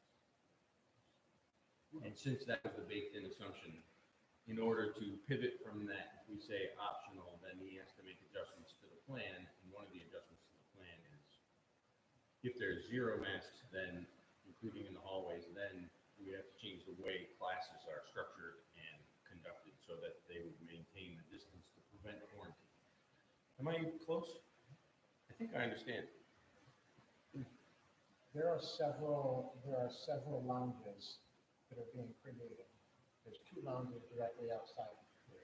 There's several lounges throughout the campus. So when you think of, I can remember when I attended a college class, the college class was over, I went outside, I sat down in a lounge chair, I called my girlfriend, I did this, I did that. That is exactly what's going to happen. That's the unstructured setting that we're trying to give our secondary students. These kids, when I tell you, they will be scattered throughout the campus, from all the way in that direction to all the way in this direction, sitting in lounge chairs, plugging in their phones, giving a quick charge to their phone, interacting in ways that we are choosing not to control interaction. We're trying to build up their independence, have them earn it, and then have them enjoy it. That is the kind that I'm talking about. I'm not talking about the classrooms. And I think, and correct me if I'm wrong, I think the reason why Mr. Schmaus is going back to you guys is because there's a change, right? Initially, Mr. Tomlinson wanted to do masks in hallways across the board. Now we're saying masks in the hallways in the high school level, but not the elementary level. Is that, and not, that was never. As long as 3-foot social distancing is maintained. So I think the question is, does that, if you take it and put it only mask required in the hallways of the high school, does that change your opinion? If the answer is still no, then it's no. But I think that's the question. The other thing I want to stress is this is in high transmission. If we test and if we can start testing tomorrow and drive down those transmission rates, it's all off the board. And it's all back to, so the first slide in my presentation was following a layered mitigation plan based on the transmissions. So. And it's only inside, right? So if they go outside, then that's. I guess what it boils down to is this whole thing just kind of relies on everybody's definition of reasonable. What's a reasonable precaution to take? And unfortunately, there's no standard definition for everybody. This will all change in 2 days. Well, this is gonna change 12 hours. So I'm with Steve on this one. This is, we're feeling things out, but tomorrow or sooner, it's gonna be largely split an academic exercise, is my suspicion. I do too. I really do, but I'm not optimistic. Because I think that we are responsible people that can come up with a plan that's right for everybody. That's why I was that, it's, and some, a lot of people said, geez, this is terrible to put it on you guys. You guys are working your tails off, but it's not necessarily a bad thing. It gives us local control where we can envision giving back our kids as much of a normal setting as we can, and that is, while keeping them in school. That is my primary goal. That's good. Okay, so if we,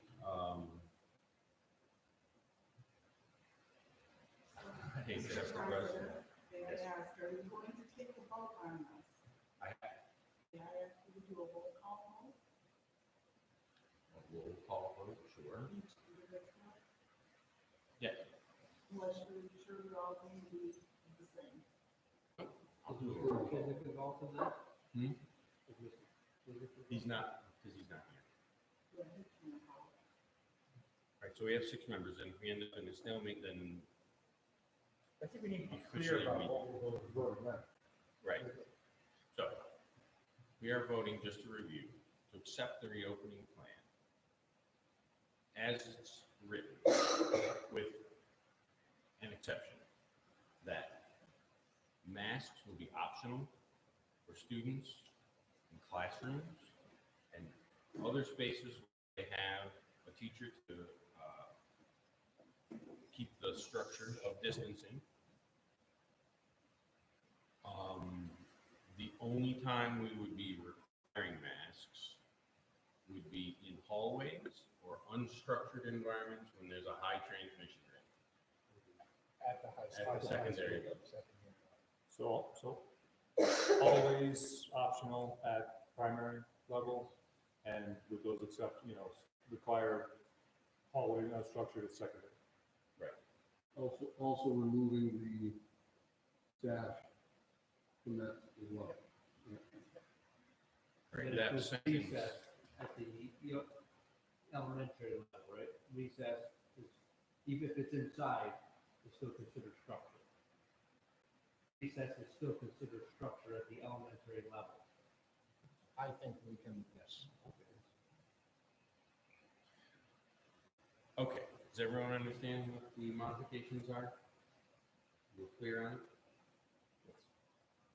Okay, and I'm gonna have a roll call vote. I'll start with you, Mr. Crane. Okay, Not in favor. Mr. Eaton. Not in favor. Mr. Buchanan. In favor. What did you say? In favor. He said yes. Yes. In favor. In favor. I vote aye.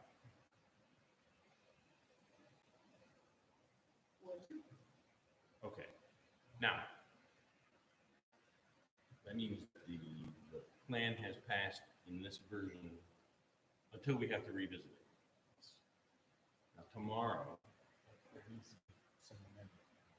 as amended, as amended, and she has the amendments written down, yes? Most. Okay, you know what they are. You'll submit that to us so that we can review it, and make sure that the meaning was clear. And then if something's not working, we'll come back. Or if we get overruled, we'll come back and have more conversations about the plan to follow.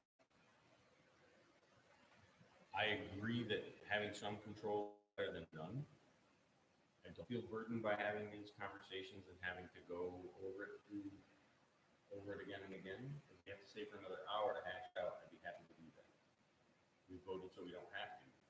But I think that it's important for us to try and exercise the amount of control that we can, given that it's possible that there will be legal challenges, not necessarily from us, but from around the state. This is a very contentious issue. the governor's, incoming governor's decision might be met with a challenge legally from other districts or a group of districts in the state, so that they would push back against the Department of Health making any kind of mandates. Now, I don't know the odds on that, and I don't know what our chances are. I think that if we can make a small concession, it seems to me a small concession. It may not be perceived that way by everybody. If we make a small concession, I think we can get a bigger win overall. I know I'm talking out of turn, but not actually. So I'll be quiet. All right. We don't have any reason to go into executive session. Is there any further conversation to be had on any kind? Anyone have anything further to say? Okay, then I'll ask for a motion to adjourn. All those in favor, say aye. Aye. Any opposed? Okay, then our meeting is adjourned. I want to thank everybody for. We'll see how it goes. We can go to the,